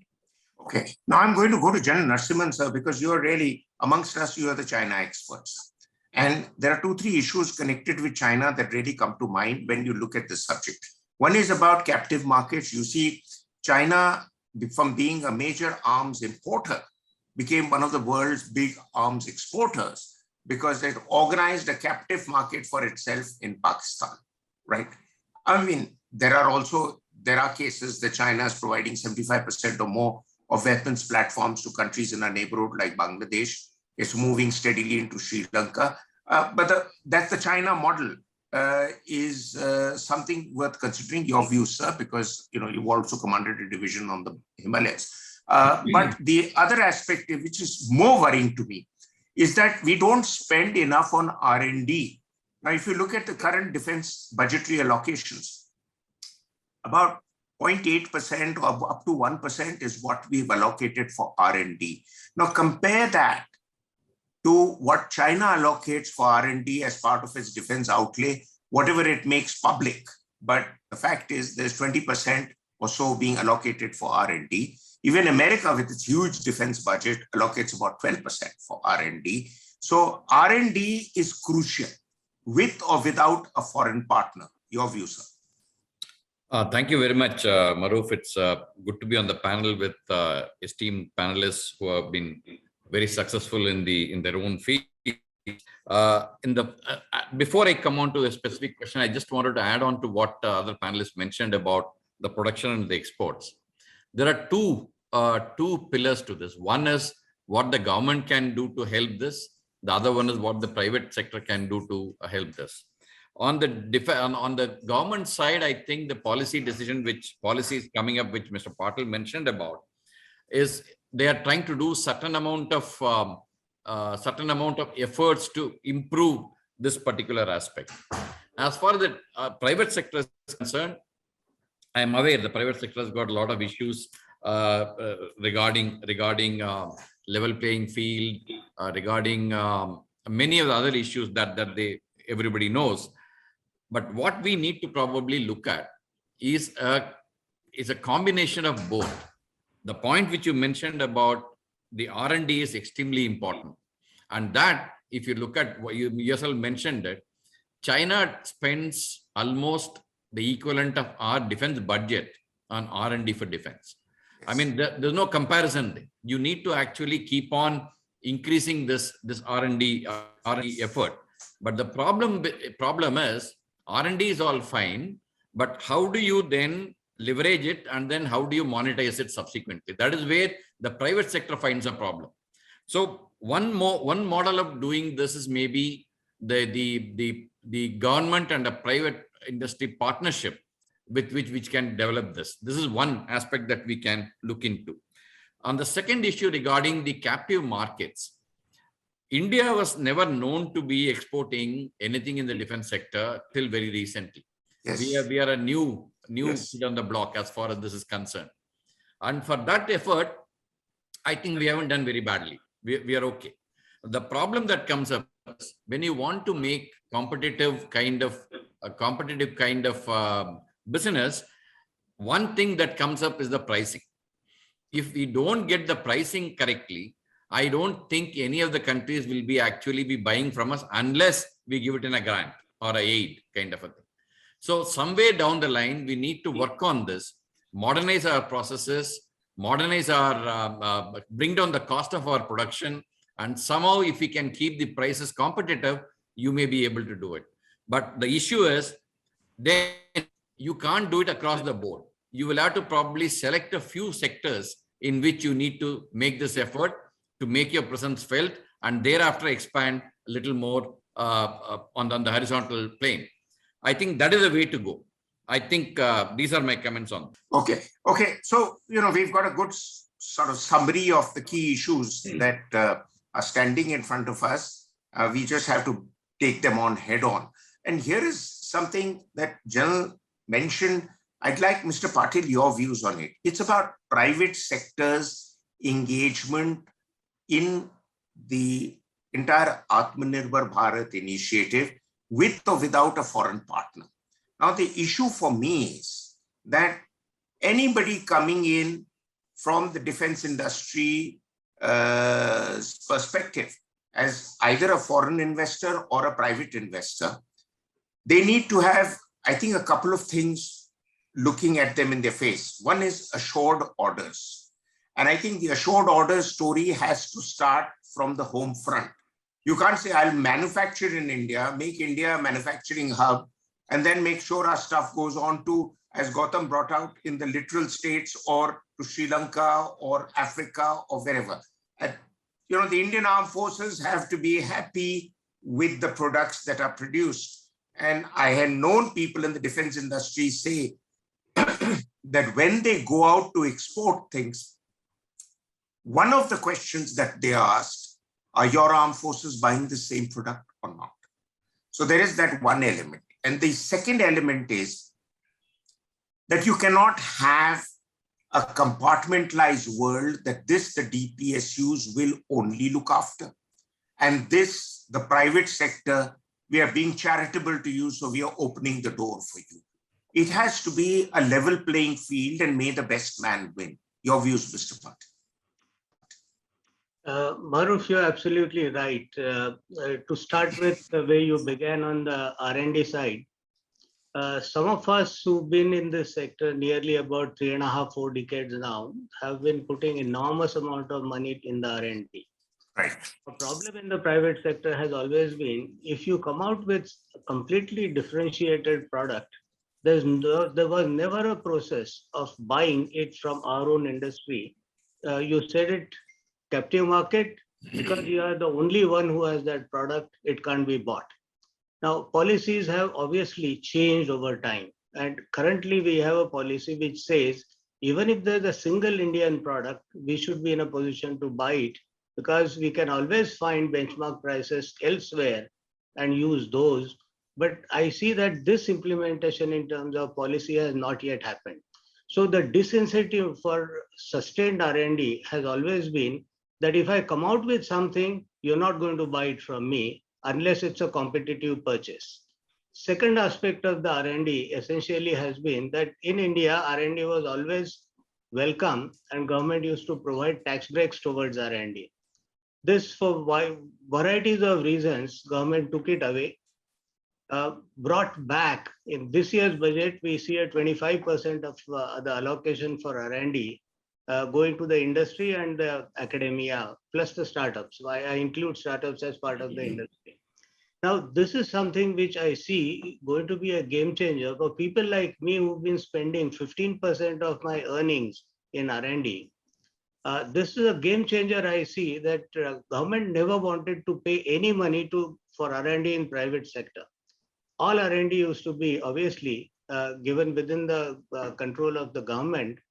And one aspect I need to differ with you is although we have about 6% of the budget which is spent in the form of R&D today, in the form of what DRDO gets, we also have substantial funds in the science and technology, other areas, and some of them are relevant because especially in the aerospace domain, what CSIR gets is of relevance. Now, 6% in India with our own kind of cost structures, which substantially are different over anybody else in the Western part of the world, makes a substantial kind of a number. Obviously, when we do any R&D, as I said, there has to be an assured acquisition, and only an assured acquisition can truly make a difference. And that's essentially where our new policies of Make One, which now 17, 18 products have been announced in various forms against this 25% funding towards the R&D to industry and academia. I see very clearly some of this that never existed in this country. And this is where it's going to be a game changer going forward. Obviously, we'll need some amount of time. My experience dealing with foreigners, and I must tell you that out of 350 product systems that L&T developed over last 40 years of being in this sector, just 2 I collaborated with foreigners. My experience is when a foreign equipment comes here, it is sure to fail. Go back in our history that any equipment which was fielded in India never had 100% success. And that's where you need somebody here who understands the environment, understands exactly how your user actually deploys the equipment. And based on this kind of a wisdom that gets into the product in terms of improvements, what Commander Gautam talked about Vajra was precisely this. We realized that the Korean gun, which has been produced about 1500 numbers, will fail in India, and we decided to change 17 major subsystems of this gun. The prototypes that we built, these 17, created a history that it is 100% compliant. user never found a 100% compliant system in India. And that's essentially where combination of the foreigner and an Indian know-how in terms of knowledge, in terms of technology, can make a huge difference. And of course, then the export doors truly open for you. Second way the export door opens for us in a big way is we doing our own R&D, we know our own control, completely our own IP, and we have one company which today, out of this 75, 72 countries we are exporting, about 15 countries we ourselves export today. But the question remains, did you supply to your armed forces? I must say 99% of the time, that's a question. There are 1% cases you are able to sell without, because you have something so differentiated out of your own in-house R&D, somebody is willing to buy it, somebody is willing to take that kind of a chance. Your government has just about finding a way to do it in the form of policy, but not yet getting implemented. So overall, if we start looking at it, we certainly require our own armed forces to buy, but there are odd cases. If we truly have a completely differentiator, we can find a customer. We have cases of tank upgrades being done outside the country, but I can't do a tank upgrade in India. And it's more to do with the way our armed forces are structured. Upgrade necessarily means within the armed forces, but I can do it outside the country. And there's no track record theoretically. We build from fundamentals, but upgrade is a completely different ballgame. But that's possible. And I'm one who believes that if you have a differentiator in the form of IP, in terms of knowledge, in terms of capabilities, it's a little more difficult than when your armed forces would have bought it, but it's possible. Okay, so you've laid out a whole menu of items where many of them we will agree with. Some of them, I think there may be a counter view. And I think there are two counter views that immediately come to my mind. One is the fact that your claim that money for research and development is not just going to go out of the defense budget, but it's going to go out from the research and development that happens in a number of other areas, which also end up entering the space of providing the defense industrial complex with the know-how. Now, this is where Mr. Arvind Meligari would need to come in to correct me, that if research and development is taking place within India, and you seem to be a real champion of Make in India, but I think the problem is that while Make in India is something that we would all like, there seems to be, and you brought up the other point about your own armed forces and their desire for getting even upgrades from outside. I think there's a limitation there, and correct me if I'm wrong, because some of the technology that is provided to us, the key provider or the OEM of that technology holds the keys to some of the strategic content in the technology. And they will not provide that loose line to you to move into their space, because that is what the arrangement is, to provide a particular technology which they'll keep servicing for 30 years. That's where they make their money. So, you know, there are spaces that people need to guard, and it's understandable. It's a kind of business ethic, and it's all spelt out in black and white. So it's not entirely happening in whispers. But Mr. Meligari, now, where does the private sector come in? Where does the private sector provide the entire existing Indian defense industrial base the necessary push forward to achieve all the aims the government wants? What are the hindrances that you face?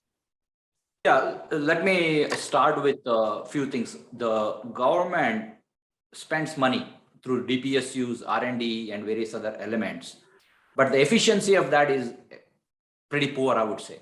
I think that is the, that is the crux of the problem what we have. And we have a purchase power parity perspective. Yes, our spend may be good enough to get to certain level, but add that inefficiency of our spend, how it gets effectively spent, actually puts us in a negative spot. Just take an example. We have been at it developing the aero engine for last 30, 40, 50 years, Kaveri engine. Even today, we don't have an engine to show. We bought GE 404 or 401 on a MK1 recent award of Tejas award, we are going to have a GE engine. And although we may say make in India of Tejas, but the significant portion of that engine is imported. What I'm saying is the GTRE has been invested close to $100 million every year. I would say 600 to 700 crore, 800 crore. Where is the accountability for this investment? And I'm pretty sure there are several institutes within the organization, within the DPSUs, where thousands and thousands of crores have been spent over last multi-decades. I think that is where the efficiency needs to be brought in, and focus on doing a private-public partnerships and give a responsibility of developing an engine which is directly applicable to the current programs and the future evolutions that might happen. So something of that nature, by doing it, private sectors are happy to invest, but there has to be clarity on how the success, a business model is going to be done. Just to give an example, we put in, that's one of the example as a full system perspective. I look at aerospace industry, how it has evolved in India. Commercial aerospace has evolved a lot more than a defense aerospace in India.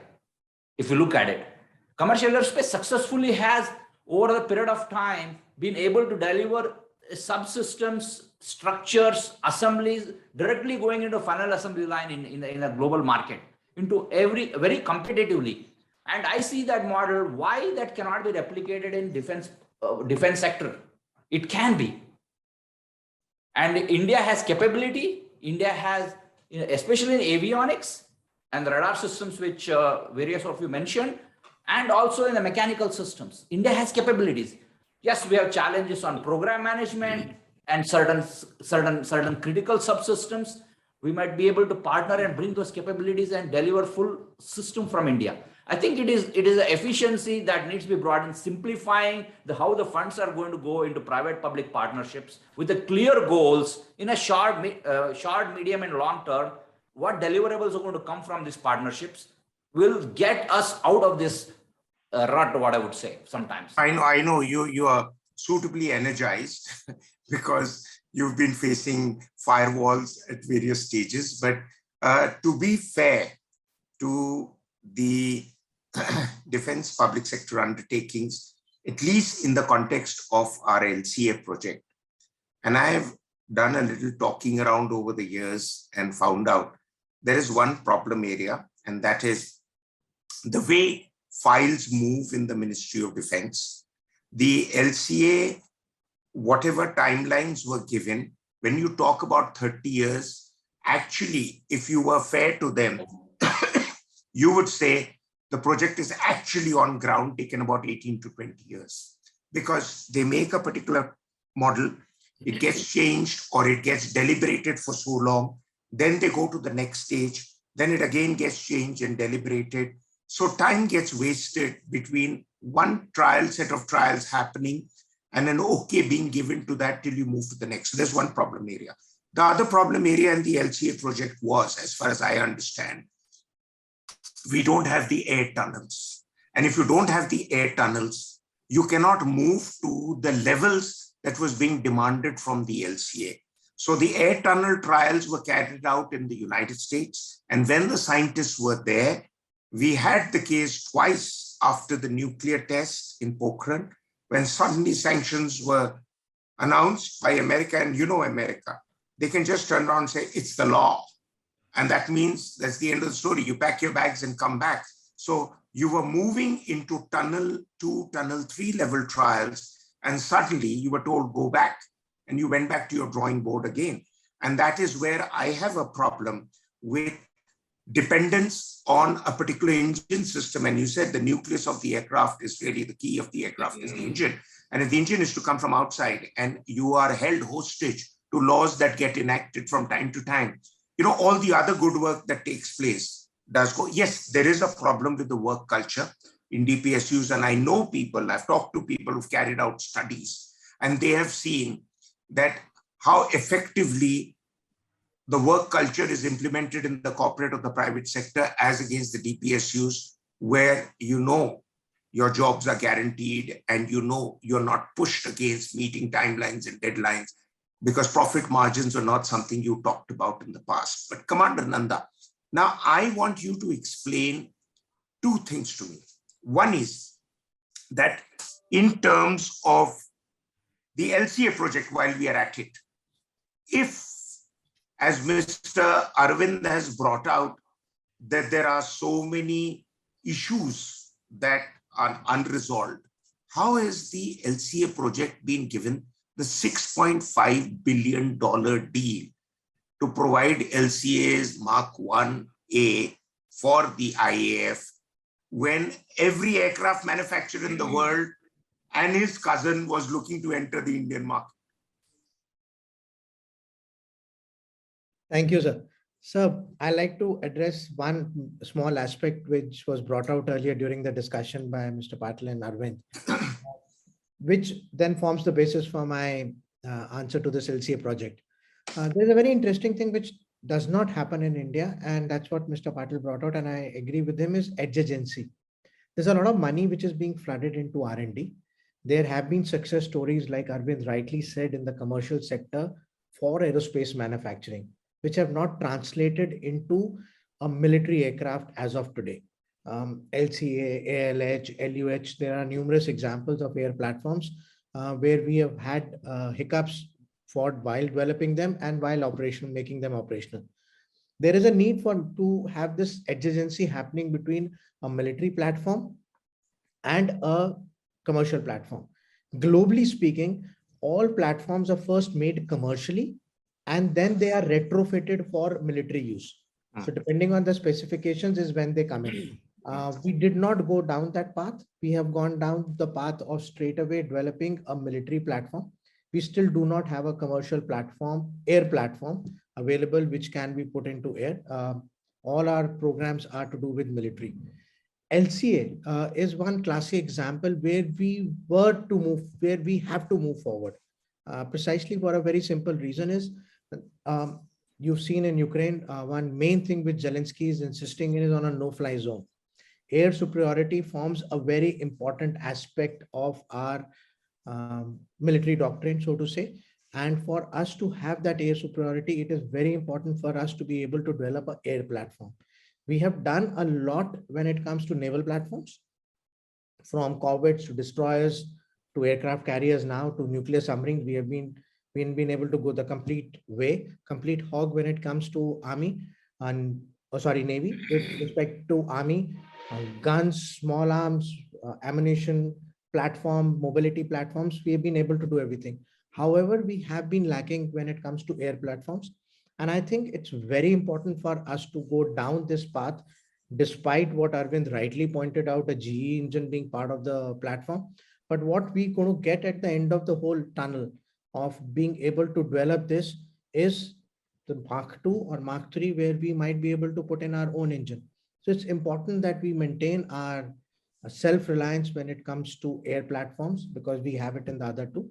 And as a military doctrine, you have been there and you've written extensively, it's important for us to maintain that air superiority and be able to be self-reliant when it comes to air platforms.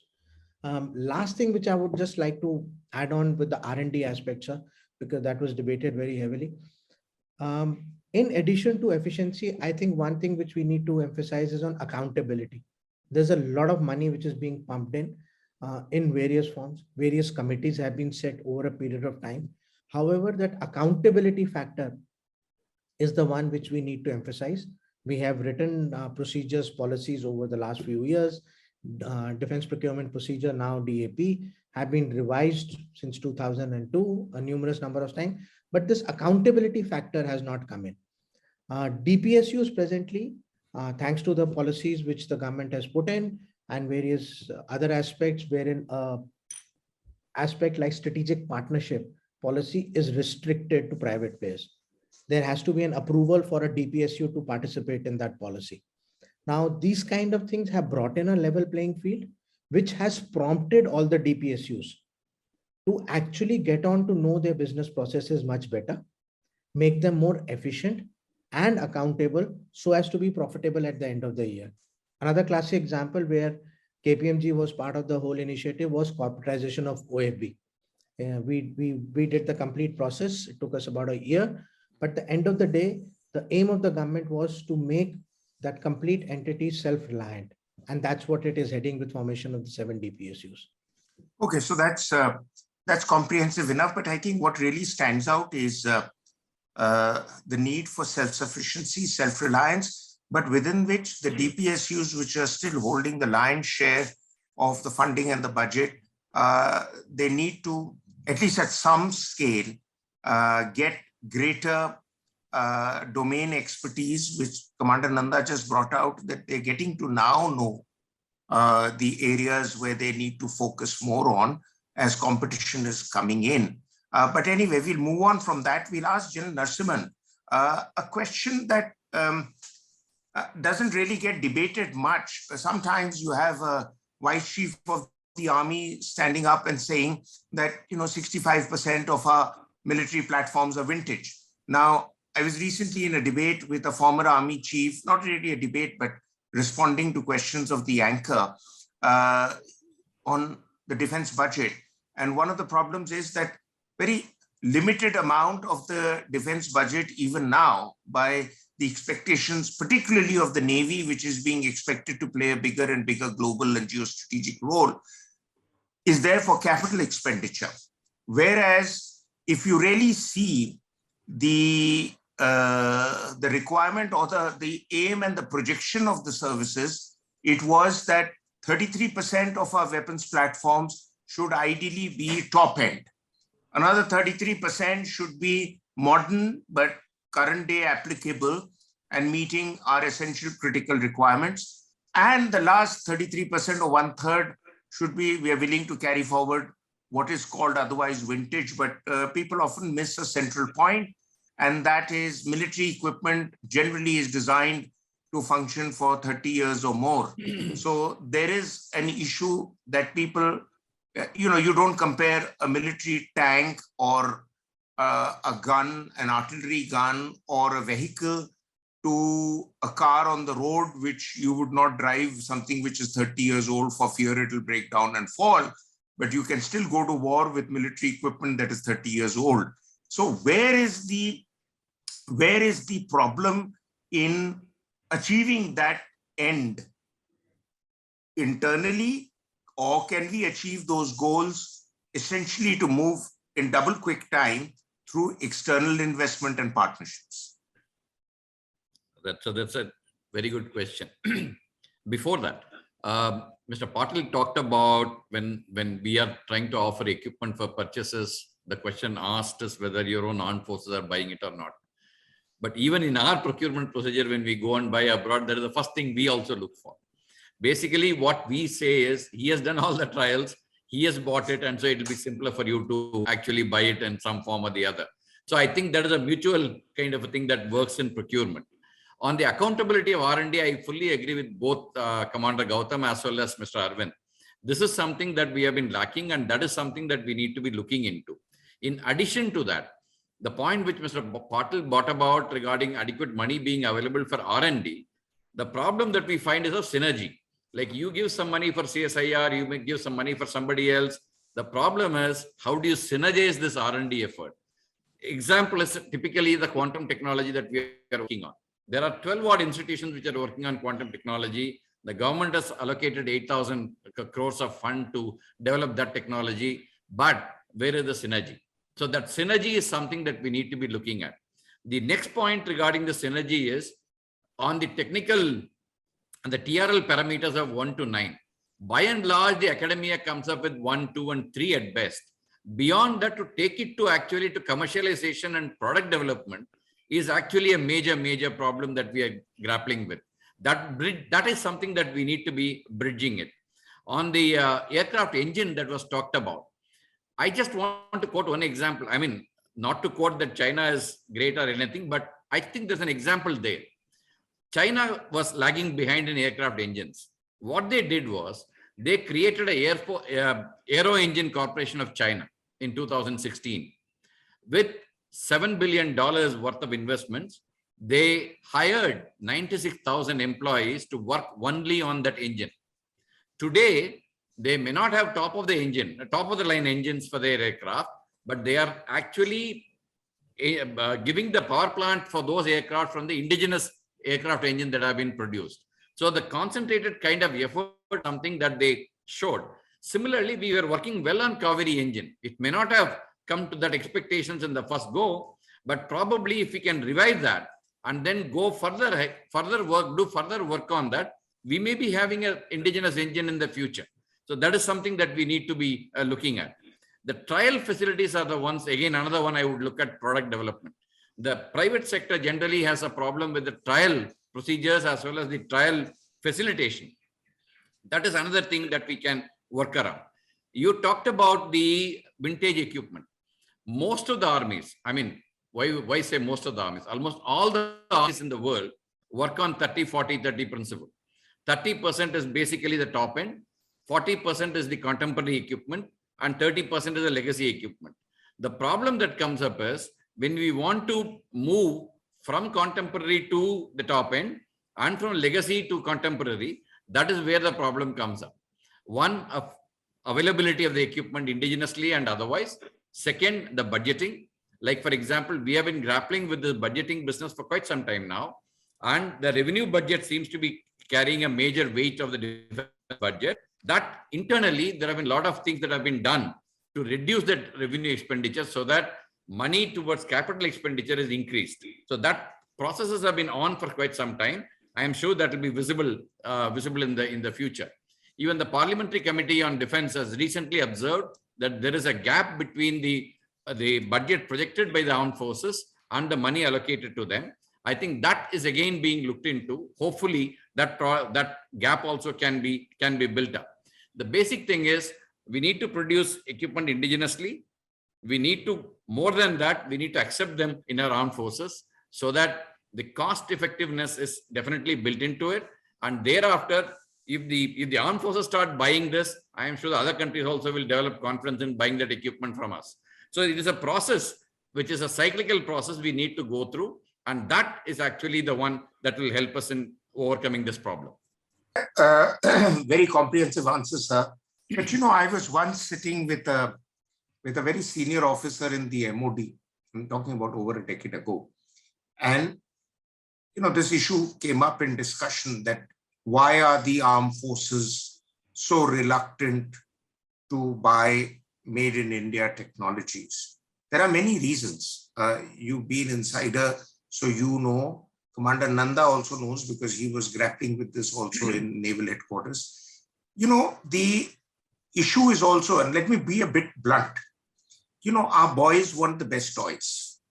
The other problem is that there is a requirement, you know, GSQRs are made based on every piece of literature that's available in the global market. And you sometimes end up making projections which are 180 qualities required in a helicopter when the best helicopter in the world has 150 of them. So you end up asking really for the moon, and that's where the Indian industry gets stymied. I think there is a greater need for interface between the industry, the DPSU, and the armed forces, because the end buyer is not interacting enough, and the level of, you know, commitment.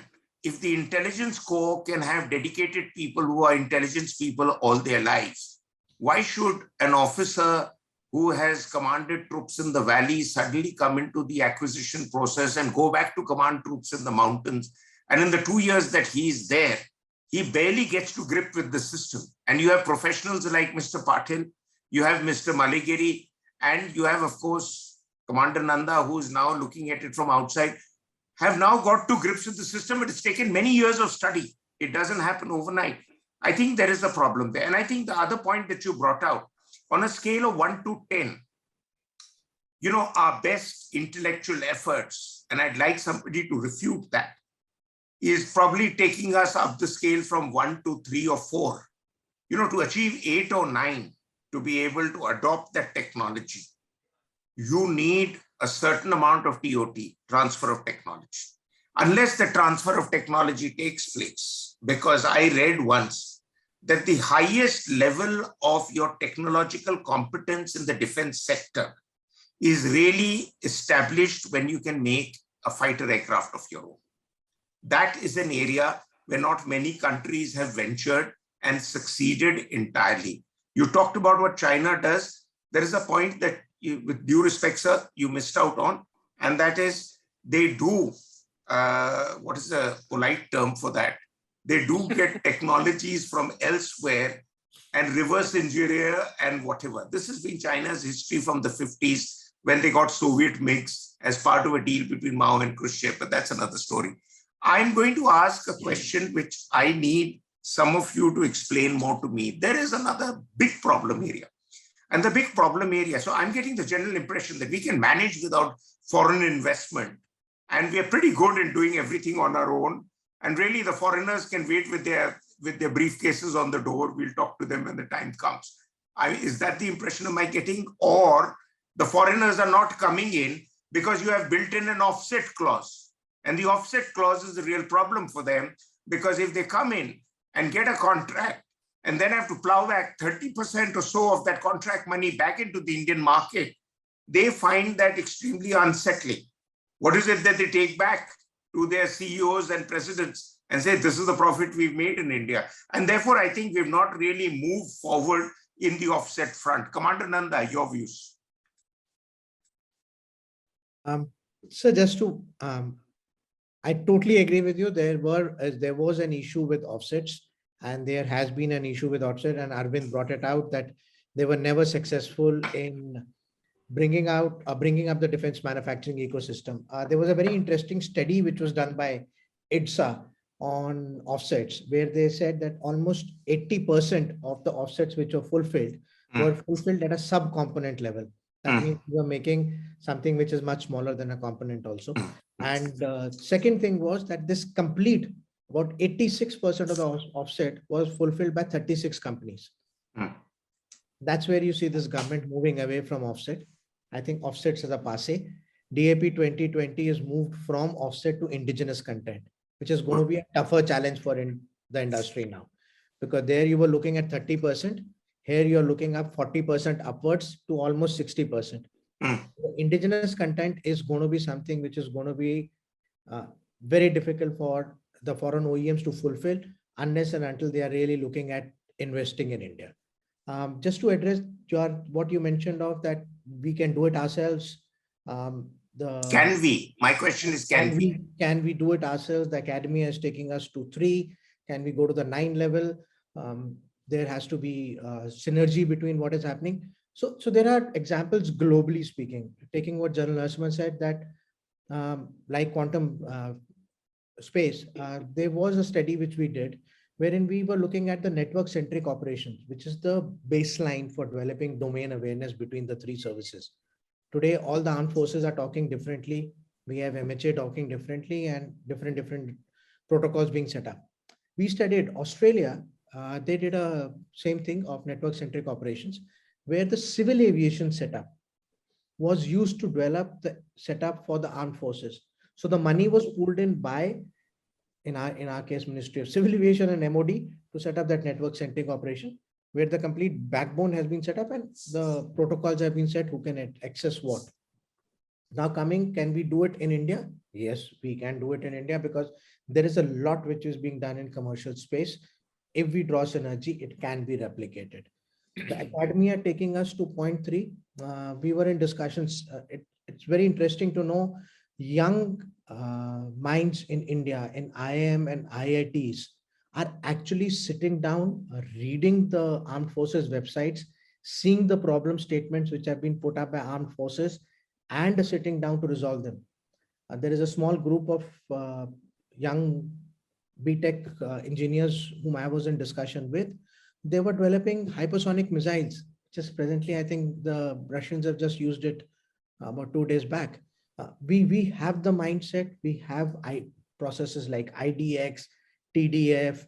We are also, there is an entity, SIDBI, has been given a mandate by Government of India to develop a banking product, which is very specific for aerospace and defense sector and targeted towards MSMEs and startups to cater for the long gestation period, which is going to happen, and then take it forward. For the foreign investors to come into India, my personal view is that these foreign investors to come in India have to look at the Indian defense manufacturing system as a part of their larger game. They have to make the Indian companies a part of their global supply chain. And the cost arbitrage, the skilled manpower, and the infrastructure which is under development, which we bring to the table, does give them that confidence to walk back to their CEO and say that let's do it in India, we'll make money. Okay. Oh, it's very well put. You know, I think for too long, the arms manufacturing countries, essentially the P5, we don't buy from China, but we buy from all others. And of course, the Scandinavian countries have got very used to that this is the product we make and this is your best choice. So you buy it. Now, yes, we go through the whole process, you know, from the test trials and the NCNC and, you know, the whole evaluation of the product, which takes years, but they'll wait it out because they know if they get the mother of all deals, they're made for another decade. But I think the issue is that, which is coming out to me, which is becoming very clear, is that one size fits all solution will not apply to India. If you really want to enter the Indian market, then you've got to modulate and create a set of initiatives that will appeal to India. And this is where I go back to our two big boys of manufacturing, Mr. Patil and Mr. Meligeri. Now, I want to understand from you, sir, that, you know, it is being said future warfare options are going to revolve around drones, artificial intelligence, and possibly cyber and space related issues. Now, in all those areas, we've exhibited our global competence with the exception of drones, though we did have around Republic Day, 1,000 drones swarming a military parade in Delhi. But really the big people in the drone business are the Chinese and the Turks. Now, is that an area where our defense industry is looking at, or we are still looking at big ticket items like artillery guns and, you know, naval and tank platforms? Maruf, you said it very right. Today, a lot of focus is shifting into, I would slightly differentiate the word. We shifting focus to the non-contact. Yeah. I think the drones and the standoff distances at which we possibly want to fight in future is essentially where all these, whatever you mentioned, actually have a relevance to. So drones, you know, the word essentially connotes only something which is short distance, not too longer range. But when we start looking at truly the distant warfare being fought at a long distance, non-contact, we truly need technologies more and more moving toward the UCAVs and things like that. Enormous amount of focus, obviously, those who are spending on the R&D. I know the large number of programs, DRDO is focused on that. My own company has today products available in all the 4 domains: underwater, surface, air, as well as land. And we created a battle tank unmanned exactly 10 years back. 2012, we had a battle tank you didn't have to sit inside to drive. So this is essentially where it is. My problem has not been the innovation. Problem has not been the amount of money one can put in the private sector. Problem has always been from the acquisition. And this is where what you earlier talked about. Did we need a prime minister to articulate it? To my mind, yes, that's exactly what we needed. Till 2014, I'm someone who's 4 decades in this sector. We never had a level playing field. Level playing field is being talked about in 2019-20. It never existed.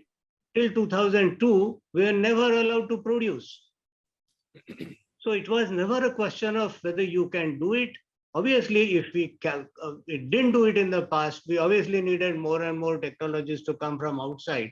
But just look at what is in store in future. Okay. So 4.5 lakh crores is going to be ordered on Indian companies. So the only choice which now a foreigner has is whether he would come here, team up, or he doesn't get that order. I think that's one big difference which the current government is making, which is saying, I have a market here. In a way, that's precisely what China did. I have a market here. You want to come in, set up your own line. After you set up your line, a Chinese has a second line. And that's exactly how China built. And to a very large extent, that's what I see happening right here. So like in so many other things, China is giving you the template on how to move forward. And I think we can be generous enough to admit that for all our rivalries with China notwithstanding, they do approach, and as General Narasimhan had rightly brought out, that how they looked at the aircraft initiative and they set up a whole new platform.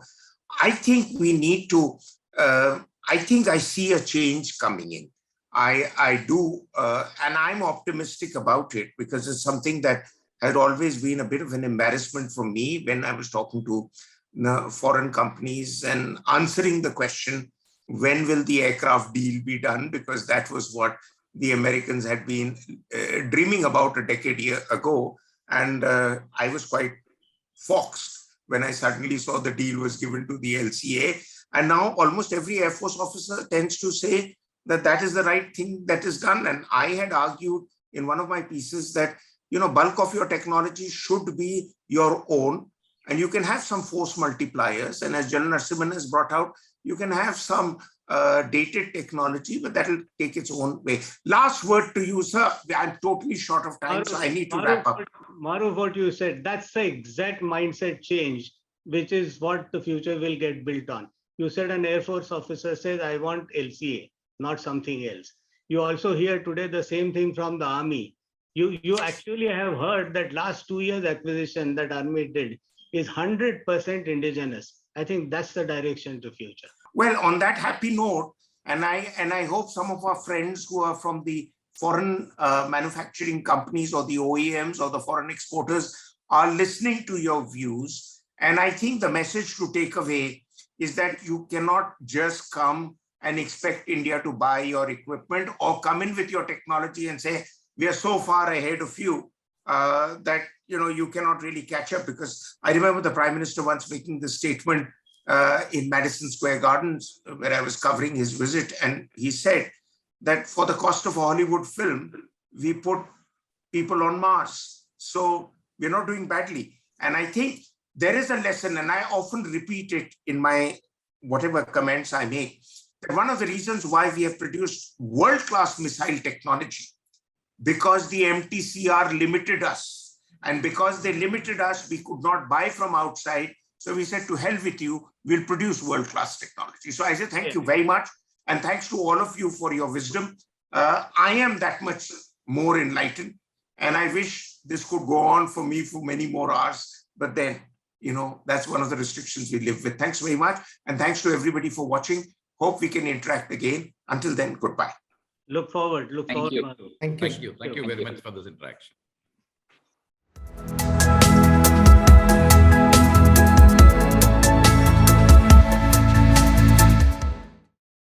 Good evening, everybody. We have had some interesting discussions in the two panels which were put where Atmanirbhar Bharat, self-reliance was discussed in the defense manufacturing ecosystem. It's very important for us to know that one of the 10 manufacturing value chains which have been identified by Government of India, which will add to the GDP of 5 trillion economy, is defense manufacturing. There have been 954 export authorizations which have been given in 2021, which has boosted our defense exports from 1,520 crores to almost 8,455 crores to 75 different countries globally. There was a sectoral group of secretaries who had a discussion a few days back, wherein they identified that by 2047, defense manufacturing is going to contribute almost 25% to the GDP. Taking this as the background, we do realize how important is the defense manufacturing ecosystem and how important it is for us to be self-reliant or Atmanirbhar in the defense manufacturing ecosystem. The discussions which have ensued over the last hour or so, the aspects which have been brought out range from investments coming into India, uh, development and performance to be done, high caliber talent to be brought into place, specialized cells to be set up, long-term projects to be taken up, and not the least, L1 criteria to be looked at. This has been debated long enough. We need to look at this L1 criteria. Attracting high caliber talent has also been addressed to a very big extent by the government of India in setting up various skilling entities wherein the skill is being done up. One other interesting aspect where government of India is looking at is to set up the infrastructure which is required for this defense manufacturing ecosystem. And towards this, we have had 2 defense industrial corridors which have been set up. And in addition, there is a defense testing establishment, 8 greenfield projects which are going to be set up pan-India for that. The discussions which were followed were wherein the manufacturers also participated. It was brought out that we are today competitive when it comes to the defense manufacturing ecosystem globally. And some of the recent products which have been delivered to the armed forces or in the process of being delivered and the contracts have been executed do indicate this competitiveness of the Indian private industry. A level playing field, which was being talked about earlier, is what is coming about now. There have been places where major contracts have been won by private entities and have not been only restricted to the defense public undertakings. There has been a change which has been going on. There has been a pipeline which has been set. Problem statements have been put up by the various entities on how, or by the armed forces, on what they want and what are they looking forward to. There is a very big requirement of investment in R&D, which has been brought out across. And I think this needs to be addressed, wherein we need to draw in adjacency of the R&D effort, which is being put in not only by MOD, but by other ministries also, or other sectors. When we bring in that adjacency, that R&D effort is concentrated, and we might be able to deliver something much more than what we are presently in the R&D budget constraints we have. There is a requirement to increase it.